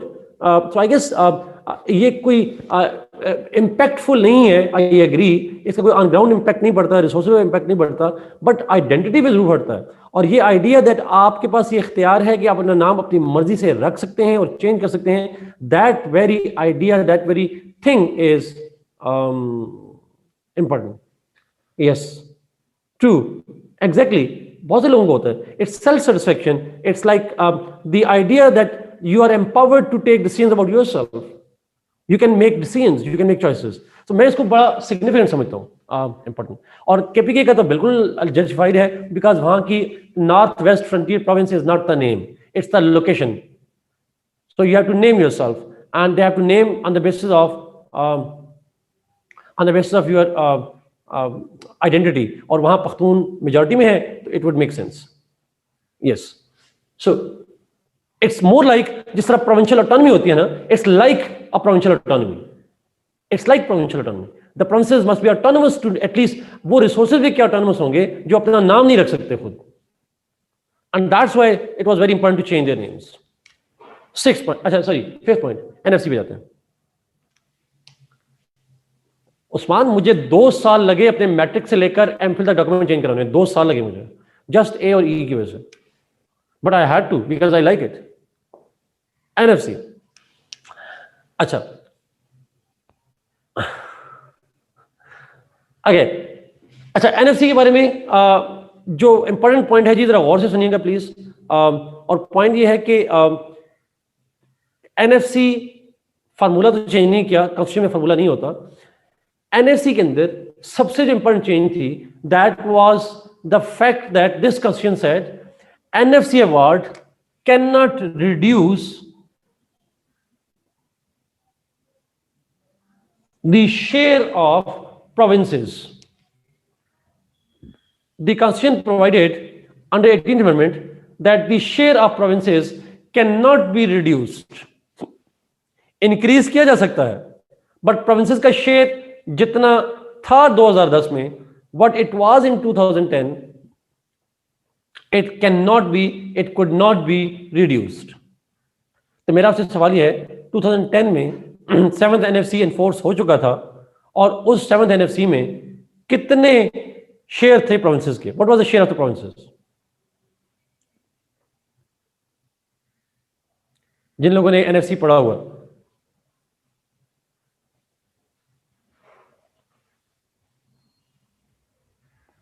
No, not 53%. 56% is close, but not exactly. आपने ये पढ़ा हुआ नहीं? Yes, Saad Rahman, you are right. 57.5%. 57.5%.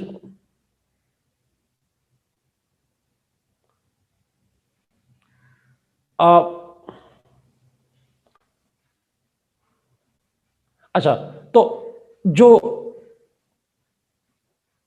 वही वाली बात ना उस्मान, वही सेम वाली बात हो जाएगी. सो the question is, provinces share जो है 57.5% है, फेडरल गवर्नमेंट का शेयर बन जाएगा 42.5%.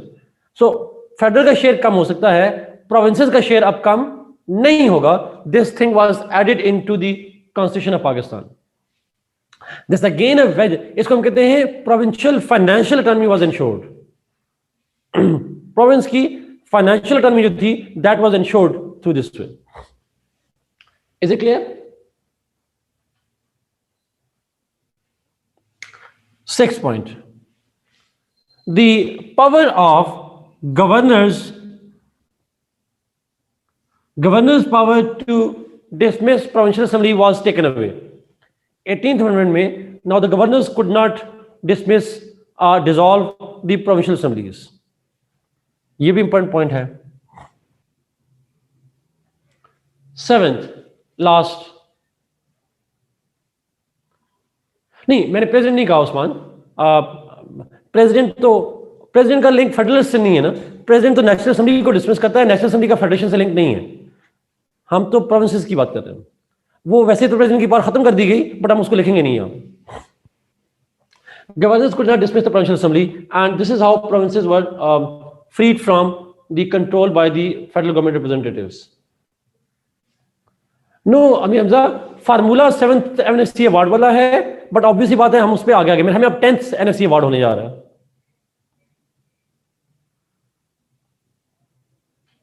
Now we moving towards the 10th award, but formula वही चल रहा है पीछे वाला. 7th and last point, Zeeshan, that power was still there. Governor rule की पावर तो अभी तक मौजूद है.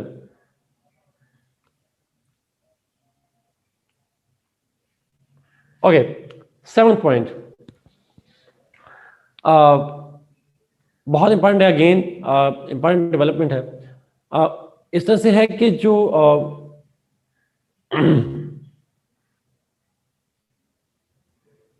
जिशान गवर्नर रूल की बात करें,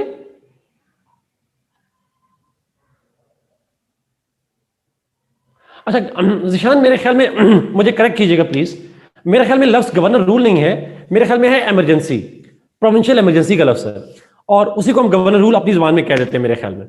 अच्छा, होता इस तरह से है कि जो प्रोविंशियल इमरजेंसी है, अब पहले लगाती थी फेडरल गवर्नमेंट, अब लगेगी प्रोविंशियल असेंबली अगर रेजोल्यूशन पास करेगी तो गवर्नर रूल लगेगा, इमरजेंसी लगेगी.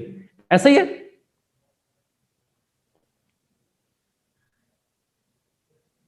यस, एब्सोल्यूट मेजॉरिटी से. वहां असेंबली जो है वो रेजोल्यूशन पास करेगी तो एक किस्म की प्रोविंसेस को प्रोटेक्ट किया गया from the governors control. That's true. तो खत्म नहीं किया गया, उसके ऊपर कंडीशन लगा दी गई, प्रोविंस डिमांड करेगा तो होगी, अदरवाइज नहीं होगी. Okay, 7th and last point of the federalism in Pakistan, और वो है the role of senate in the appointment of जजेस. क्योंकि सेनेट रिप्रेजेंटेटिव को फेडरल प्रोविंसेस को जाहिर करता है, रिप्रेजेंट करता है, it represents the provinces. So senate's approval was made mandatory in appointment of जजेस. और सेनेट की अप्रूवल की बात करूं, senate's role was made in the appointment of जजेस. सॉरी, सेनेट की अप्रूवल की बात नहीं कर रहा, senate had a role in the appointment of जजेस. Yes, Simsha, but they knew that it couldn't happen at that time. अच्छा, अब सेनेट में सेनेट का क्या रोल है? आप लोगों ने मेरे ख्याल में पढ़ा होगा, there is a judicial commission after which matter will go to parliamentary committee, और पार्लियामेंट्री कमेटी में, ओ माय गॉड सायरा, नहीं, जुडिशियल कमीशन और पार्लियामेंट्री कमेटी दोनों का रोल है. ये नहीं था जुडिशियल कमीशन का रोल बाद में आया था. Judicial commission will forward the name to parliamentary committee, parliamentary committee के अंदर 8 मेंबर्स हैं, 4 from senate, 4 from national assembly.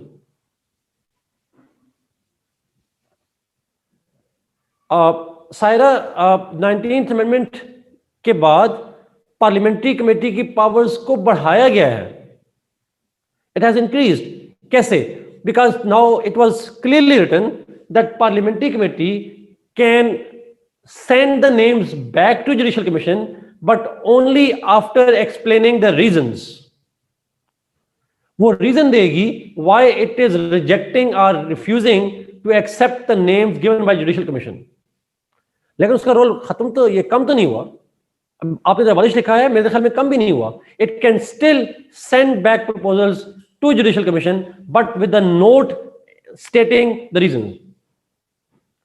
साथ इसको मैं और तरह से देखता हूं, नहीं वो तो ठीक बात है, मेंबर्स ज्यादा होने से पावर तो नहीं बढ़ती।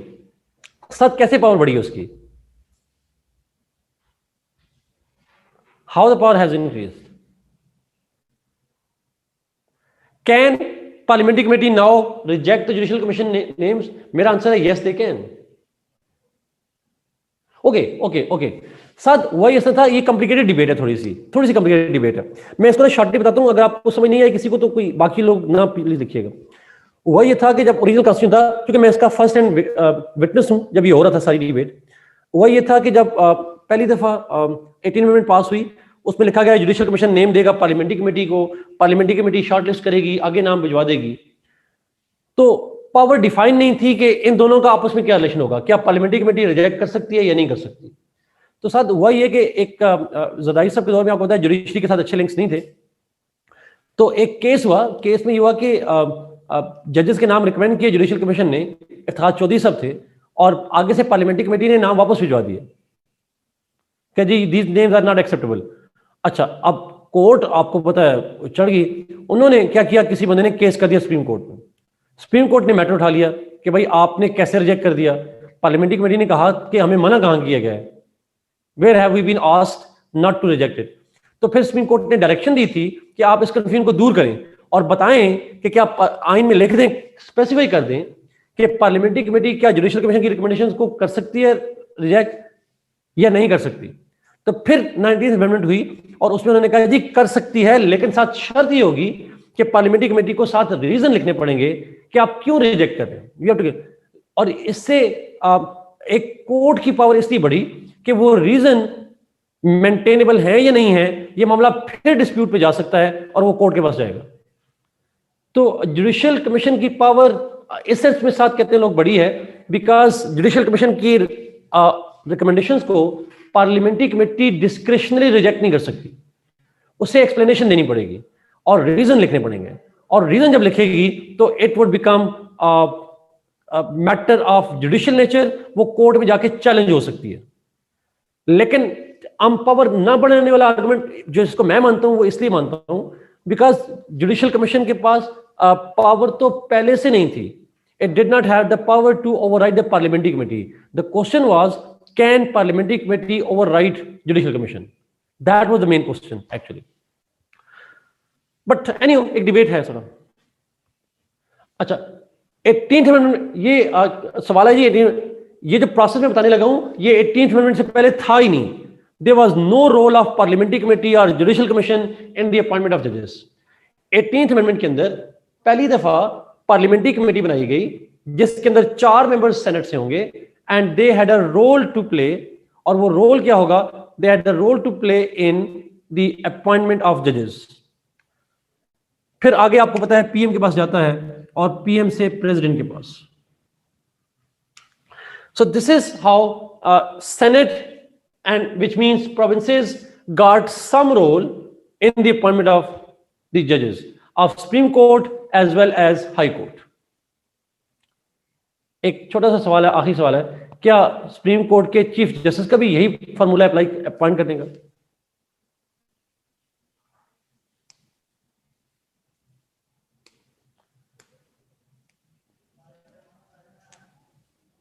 यस जी, answer is no, because supreme court का जो चीफ जस्टिस है उसके अपॉइंटमेंट का तरीका था सीनियर मोस्ट।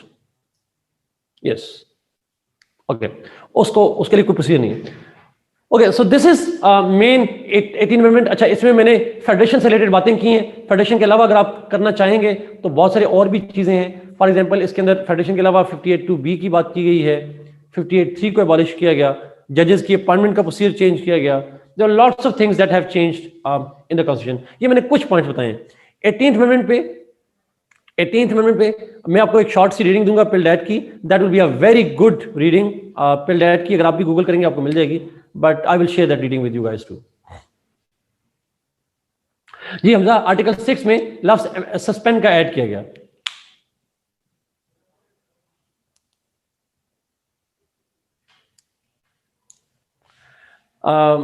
एक कमेंट है जी, लावसन ने कहा है कि after government takes majority in Senate they will roll back. They can not roll back the 18th amendment. They can not roll back with all their might, with all the vigors. They cannot roll back 18th amendment. That's I'm sure about, because 2/3 majority नहीं है। सद अगर वो जो royalty and sources है, yes वो point भी आप ऐड कर सकते हैं। That's true. Spelling of the article, वो पिल डेट है रिमशा, वो आपको समझ नहीं आएगी। वो पिल डेट इदारा है, उसका एक आर्टिकल है, मैं आपके साथ शेयर करूंगा। PILDAT मैं आपके साथ शेयर करूंगा अभी।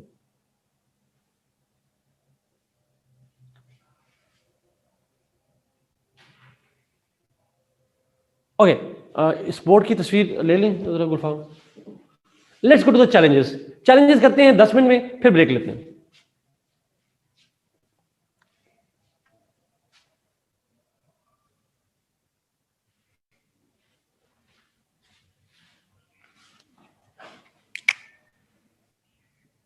ये जो बात की फेडरल गवर्नमेंट रोल बैक करना चाह रही है, क्यों करना चाह रही है, चैलेंजेस क्या हैं? अच्छा, मैं चैलेंजेस फ्रॉम सीपैक नहीं कह रहा, चैलेंजेस टू सीपैक करो। उफ, इतना लंबा सेगमेंट। ये चैट बड़ी जरा ऊपर करना, कोशिश करता हूँ पढ़ने की। एक तो प्राइवेट मैसेज है।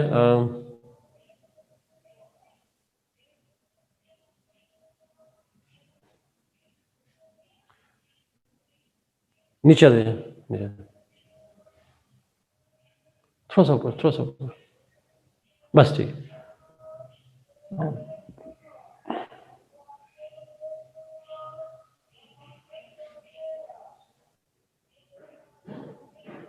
जी उस्मान, बिल्कुल ठीक है, बिल्कुल ठीक है, बिल्कुल ठीक है।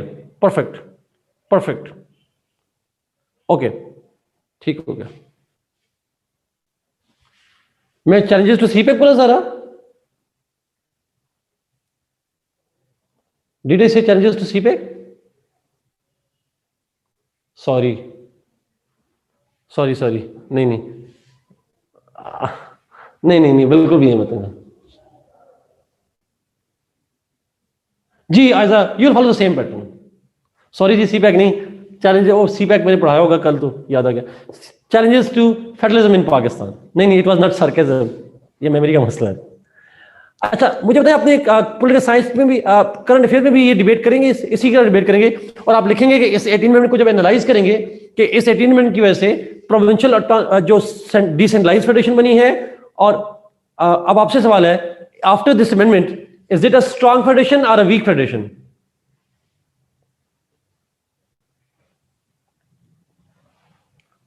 It is a strong federation. It is a stronger federation. Yes, Mustafa. Than before, obviously. देखिए, अगर मैं आपसे पूछूं वैसे कि क्या पाकिस्तान की फेडरेशन उतनी स्ट्रांग है जितनी अमेरिकन है, और it is less strong? The answer is big no.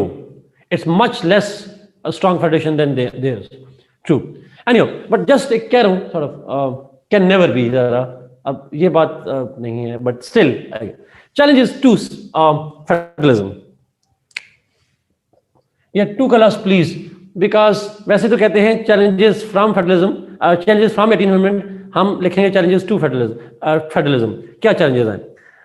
देखिए, सबसे बड़ा चैलेंज जो क्रिटिक्स का व्यू है आसान लफ्ज़ों में, वो क्या है? क्रिटिक्स कहते हैं कि 18th amendment has resulted in two major problems. One, a loose federation. The 18th Amendment has created loose federation where Pakistan's national integrity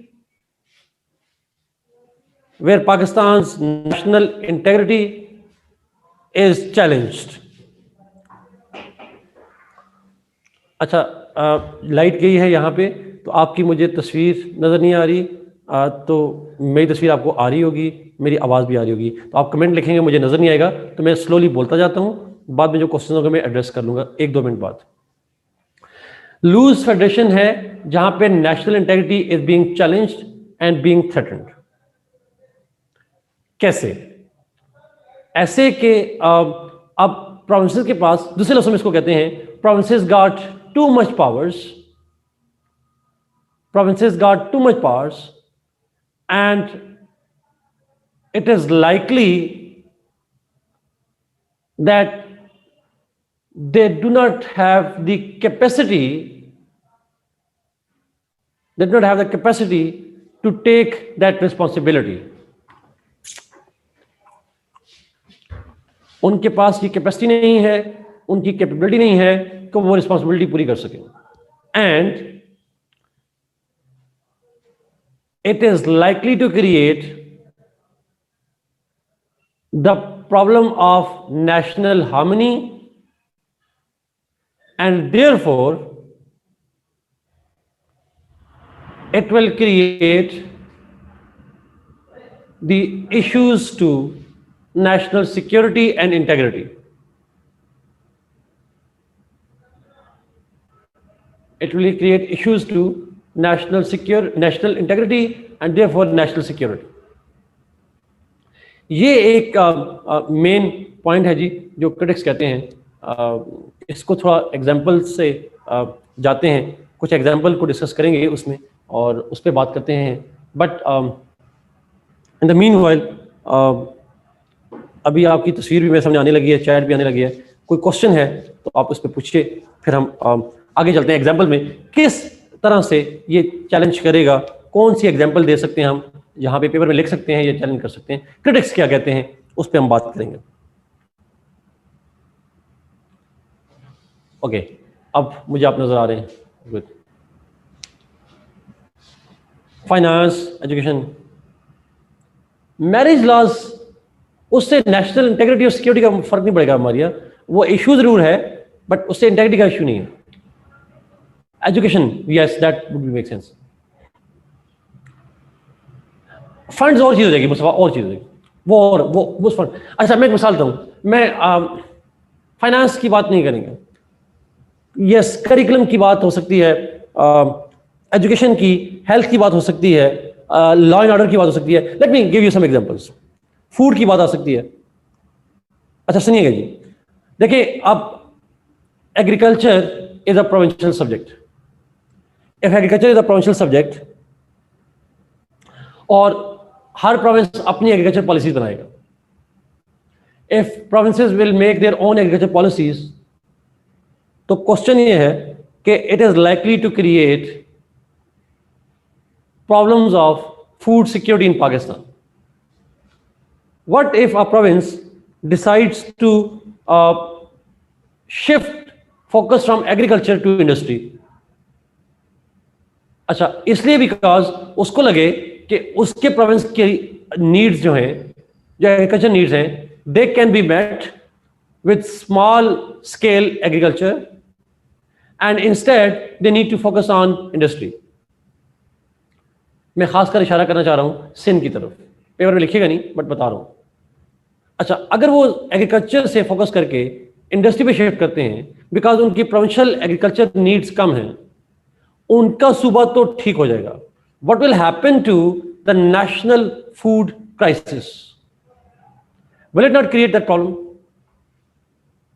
that will worsen it. Food security का क्राइसिस बन सकता है, जो कि national security है। Food security का हम national security में लेते हैं। अनदर वन, एक और चीज, what if one province decides to one province decides to be loose on the issues like hoardings, inflation, etc. अच्छा, what if one province differs from other provinces on food prices, गन्ने की कीमत, चीनी की कीमत, आटे की कीमत? What if they are differently? जी एग्जैक्टली जिशान, मैं इसी तरफ इशारा करना चाह रहा हूं. तो it is likely to create the national crisis of pricing, of inflation, of food crisis, food security, smuggling, etc., etc., etc. Critics कहते हैं this is a problem with that. दूसरी एग्जांपल, लॉ एंड ऑर्डर अब provincial subject है. वो जो IGs वाला वाक्य हुआ, law and order is a provincial subject. Now question is, if law and order is a provincial subject, what if different state provinces make different policies on law and order? For example, one province is harsh on terrorists, other is not. One province makes laws that criminalize particular act, but other provinces don't. So this is likely to create a major problem of national integration between provinces as well. वो law and order का crisis create करेगा. अच्छा, lastly local government. Local government का जो issue है, that is another major problem. Oh yes Sameer Ramzan, मैं इस पे भी आ रहा हूँ. Local government. Now each province has its own system of local government. Now इसका मतलब है पाकिस्तान में एक डेमोक्रेसी नहीं है. Now we have 4 democracies. Sindh के अंदर अलग है, बलूचिस्तान के अंदर अलग है, पंजाब के अंदर अलग है और बलूचिस्तान के अंदर अलग है. Every province has given different powers to local government. They have given different powers to the voters, etcetera etcetera. जैसे पंजाब में अब कर दिया कि डिस्ट्रिक्ट नाजिम को जो डिस्ट्रिक्ट चेयरमैन होगा उसको अवाम डायरेक्टली इलेक्ट करेंगे. सिंध में नहीं है ऐसा, वहां वोटर की पावर नहीं है. तो एक अगेन पॉलिटिकल आइडेंटिटी का क्राइसिस जो है वो बनता. अच्छा, एजुकेशन पे अगर मैं बात करूं तो एजुकेशन का बड़ा सीरियस इशू है जी, बहुत सीरियस. अगर आप मुझसे पूछें education will be the most important issue. Issue ये है, now after 18th amendment each province can make their own educational policies including curriculum. Curriculum remains with the provinces at least school level पे. And there is fear that provinces are likely some of them may include syllabus which would trigger ethnic rivalries and competitions, and it may also include ethnic profilings. It is likely to happen in this way. The impact क्या आएगा? That is likely to create the challenge of ethnic violence, ethnic conflicts, and therefore threat to the integrity of Pakistan. आपने देखा होगा, लिखिएगा नहीं paper में, पंजाब की text book board में कुछ चैप्टर्स ऐड किए गए और उसमें लिखा गया पश्तून जो होते हैं वो जंगजू होते हैं. पता नहीं आपने ये पढ़ा है कि नहीं पढ़ा. It was added to the Urdu या पाकिस्तान स्टडी की बुक में ये चीज़ ऐड किया गया, बाद में इसको रिमूव किया गया. Now the question is, you are declaring somebody, और मॉडर्न दौर में जंगजू का मतलब इट्स नॉट अ तारीफ, it's not a praise, it is like they are violent. अंग्रेजी में तर्जुमा इसको वायलेंट करेंगे.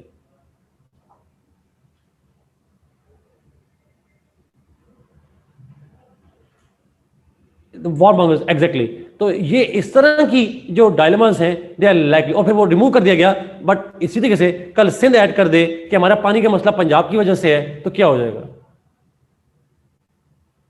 कल केपी के कह दे कि हमारे यहाँ जो वॉर ऑन टेररिज्म है it is because of the rulers from Punjab और सिंध. तो कहना कि बलूचिस्तान वाले कह दें हमारे रिसोर्सेज को पंजाब में, हमारे रिसोर्सेज हैं but they could not be develop because of the rulers from Punjab, तो क्या कर लेंगे आप?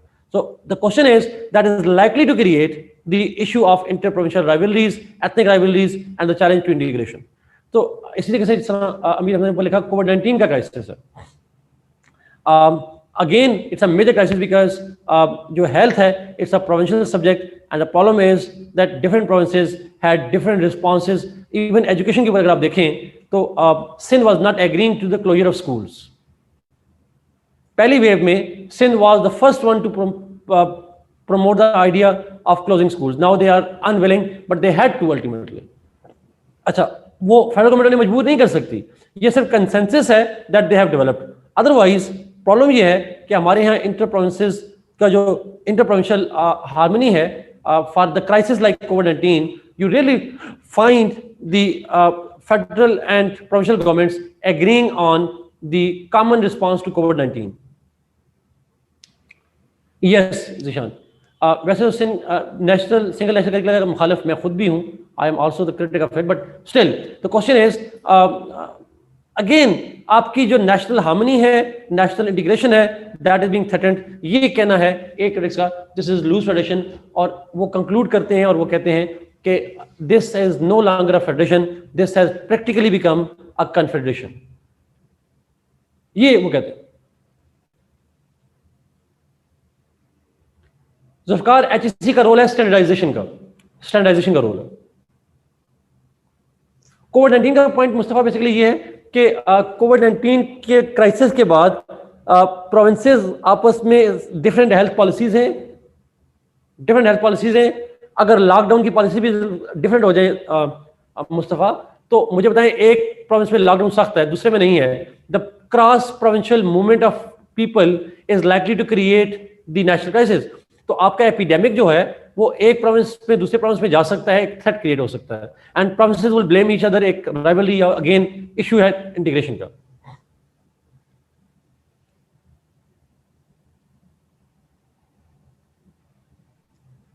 Amir Hamza, ideally that is what should happen, but हमारा मसला ये है, हमारी फेडरेशन का पास्ट रिकॉर्ड ऐसा है दैट प्रोविंसेस जो है फेडरल का रोल को नेगेटिवली देखते हैं. So certain things that seem ideal on paper, based on the history, they are not acceptable. Where is CCI in this? हमारा यही सवाल है, where is CCI on this? इसी मकसद के लिए CCI बनी थी और इसीलिए CCI का इस्तेमाल हो ही नहीं रहा. And that's the dilemma with the Federation of Pakistan. यही तो फेडरल गवर्नमेंट से गिला आता है, जो ऊपर कहता है फेडरल गवर्नमेंट को रोल प्ले करना चाहिए. अब CCI का इलाज बुलाना फेडरल गवर्नमेंट का काम, नहीं बुलाती, क्या करेंगे आप? जी साथ एग्जैक्टली ट्रू. और पाकिस्तान में ऐसा होने लगा है, अगर ये वेव स्ट्रांग ना हुई, इट विल हैपन.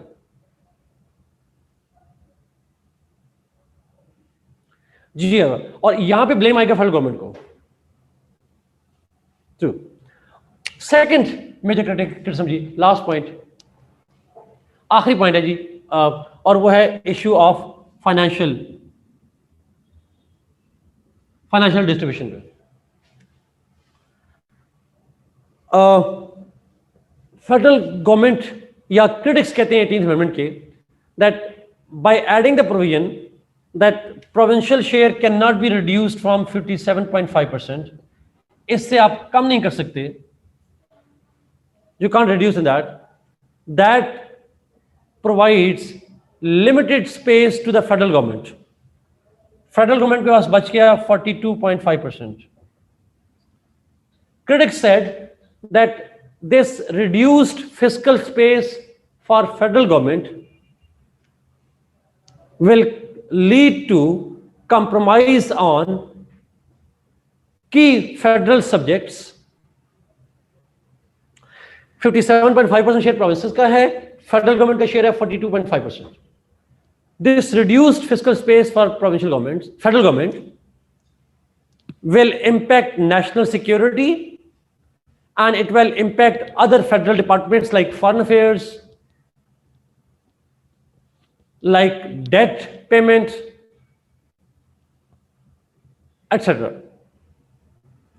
जो फेडरल का काम है करें, वाटर रिसोर्सेज वगैरह, डैम बनाना, ये सारी चीजें, फेडरल गवर्नमेंट कहती है कि हमारे जो नेशनल इश्यूज हैं, सिक्योरिटी का इशू सबसे बड़ा इशू है, उसके लिए फिर फंड कहां से लाएं?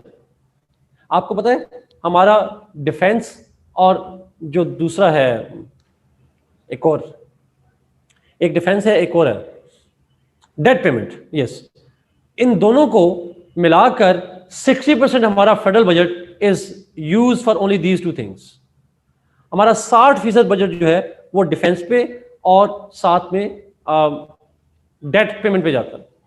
ऑलमोस्ट 42% के करीब जो है वो डेट पेमेंट है और ऑलमोस्ट 18% के करीब जो है वो उस पर चला जाता है, डिफेंस पे चला जाता है। द क्वेश्चन इज, आर्गुमेंट ये देते हैं कि हमारी डिफेंस की नीड बढ़ रही है as India is getting aggressor. India aggressor बनी जा रहा है, खासकर पिछले 1.5 साल से अगर आप देखें, India is involve in nuclear arms race, CPEC के सिक्योरिटी थ्रेट्स बढ़ रहे हैं, अफगानिस्तान में सिक्योरिटी थ्रेट्स मौजूद हैं, and all of them are creating a reduced fiscal space for federal government. और डेट पेमेंट तो करनी है। अब ये तो नहीं कह सकते गौरी आया है आप हम डेट पेमेंट नहीं करना, आप कैसे कह नहीं सकते। सो द क्वेश्चन इज, आप इन बजट में सिक्योरिटी थ्रेट्स बढ़ रहे हैं, आपकी डेट लाइबिलिटीज बढ़ रही हैं। In that case federal government can not spend money. फिर दया में बादशाह डैम के लिए पैसे कहां से लाएं, फिर बहुत सारी डिफेंस की नीड्स के लिए पैसे कहां से लाएं, और सैलरीज हम सफर कर रहे हैं, सैलरीज नहीं बढ़ा रही फेडरल गवर्नमेंट 2 सालों से। सो द क्वेश्चन इज, ये एक मेजर क्राइसिस है। वो कहते हैं खासकर आप डिफेंस बजट जो है उसको अगर आप स्पेस नहीं देंगे, that will compromise on the national security of Pakistan. कावान भी चला गया, mainly because federal government does not have the money for all of those things, that's true. तो ये एक फेडरल गवर्नमेंट का मेजर इशू है जी। तो वो चाहते हैं reduce fiscal space means that federal government has been crippled by the lack of money on that. तो ये 2 बड़े चैलेंजेस हैं फेडरेशन को, चैलेंजेस है 18th अमेंडमेंट को, जिनकी वजह से because of that the federal government plans to reverse the 18th amendment which is considering the strong reaction from smaller provinces particularly. जी Usman, true. Sales tax is provincial, दोनों है जी, provincial sales tax भी है, federal sales tax भी है, दोनों है।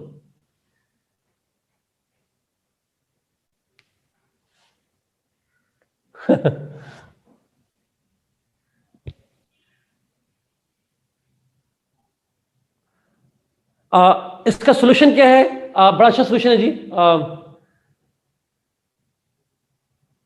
नहीं होगी मुस्तफा रिवर्स, इंशाल्लाह नहीं होगी रिवर्स ये। अच्छा, Rimsha, there is accountability to the provincial financial expenses through courts. Courts मौजूद है ना, और बाकी इदारे भी मौजूद हैं। अच्छा, सोल्यूशन क्या है? देखिए, अगर आप ओवरऑल नेशनल रेवेन्यूज इंक्रीज कर दें, if you increase the national revenues, for example मैं एक मिसाल देता हूं, अगर आपके नेशनल रेवेन्यूज 1000 होंगे तो फेडरल गवर्नमेंट के पास पैसे कितने हो जाएंगे? 420 रुपीज, 425 रुपीज। अगर आप रेवेन्यूज 1000 के बजाय 1500 या 2000 कर दें, if U double the revenues, तो इनका भी डबल हो जाएगा। आप फेडरल परसेंटेज इंक्रीज करने के बजाय एब्सोल्यूट अमाउंट इंक्रीज कर सकते हैं if you increase the national revenues, and that's the best solution to that. बजाय अमेंडमेंट करके इस प्रोविजन को रिवर्स करने के, आप ऐसे कर सकते हैं कि आप नेशनल रेवेन्यूज इंक्रीज करें। फायदा ऐसा नहीं है। अब अगेन क्वेश्चन इज, आप टैक्स रेट ना बढ़ाएं, टैक्स नेट बढ़ाएं, बड़े बड़े चोरों को पकड़ें। Yes Amir Hamza, that's income tax. Yes that's true. मैं भी उन गरीबों में शामिल हूं जो हम टैक्स पे करते हैं, और मेरा इनकम टैक्स मौलाना फजल रहमान से ज्यादा टैक्स पे करता हूं जी मैं। How to increase taxes revenues are by increasing the tax base. Tax payer की तादाद बढ़ानी चाहिए। जो लोग पे कर सकते हैं टैक्स बट नहीं करते, उनकी बढ़ानी चाहिए। एक पर्सनल एक्सपीरियंस बताता हूं छोटा सा। मैं यहाँ अकेडमी पढ़ा रहा हूँ, यहाँ से जो इनकम आती है इट्स टैक्सेबल, वो टैक्सेबल अमाउंट है। मेरा लॉयर मुझे कहता है, मैं वैसे टैक्स पे कर रहा हूँ क्योंकि हम सरकारी मुलाजिम हैं, हमारा टैक्स खुद ही कट जाता है वहां से। मेरा लॉयर कहता है कि बड़ा आसान तरीका है आपके टैक्स रिटर्न में आपके पैसे छुपाने का, तो यू शुड नॉट पे द टैक्सेस। और ये बात परसों की है, 2 दिन पहले की बात है, लास्ट डेट आ रही थी, मैंने उससे कहा कि मेरा जमा करवा दो। उसने कहा कि आपकी ये जो अमाउंट आती है it can easily be evaded from tax returns. तो वकील सारे मसला है आसान में सर जो करते हैं इनको क्या मिल जाता है शहबाज। मैं शहबाज आपको ही पॉइंट मारा था वैसे मिलता क्या है, that's a separate debate. It is a sinful task, it is a sinful task, but this is what it is. उसके बाद फिर हमारी बेगमें होती हैं, वो कहती है कि नहीं टैक्स देने की जरूरत क्या है। मैं उससे कहता हूँ यार देना चाहिए, वी हैव टू पे इट। हम पढ़ाते हैं बच्चों को, मुझे शर्म आती है बच्चों को ये पढ़ाते हुए तब टॉपिक, और मैं खुद डिबेट कर रहा हूँ। सो ऑब्वियस ही बात है। तो समहाउ एक नेशनल स्पिरिट की जरूरत होती है, एथिक्स की बात होती है सारी की सारी। नहीं मैंने नहीं की हुई, बट सिर्फ बता रहा हूं। और आप में से अगर कोई प्रैक्टिकल लॉयर है, शहबाज अगर आप हैं या मीर हमजा, आप अगर लॉ में प्रैक्टिस में है, यू नो कि लॉयर्स बताते हैं हमें कि कैसे करना होता है।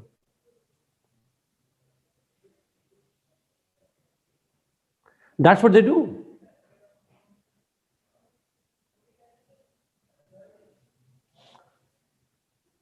Yes Maria, that's you.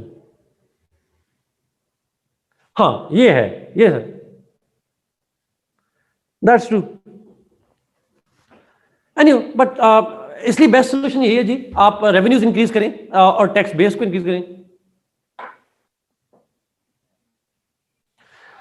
Revenue increase करने से जो फेडरल गवर्नमेंट है उसका ओवरऑल शेयर इंक्रीज हो जाएगा। That's what's likely to happen sort of. Anyway I guess that's all जी। Let's take 5 minutes break, 5 minute की ब्रेक लेते हैं, वरना आप लोगों ने मुझे ब्रेक कर देना। 10:57 हुए हैं, लेट्स टेक 8 मिनट्स ब्रेक। हम we will return back at 11:05 पे वापस आएंगे। Bye bye.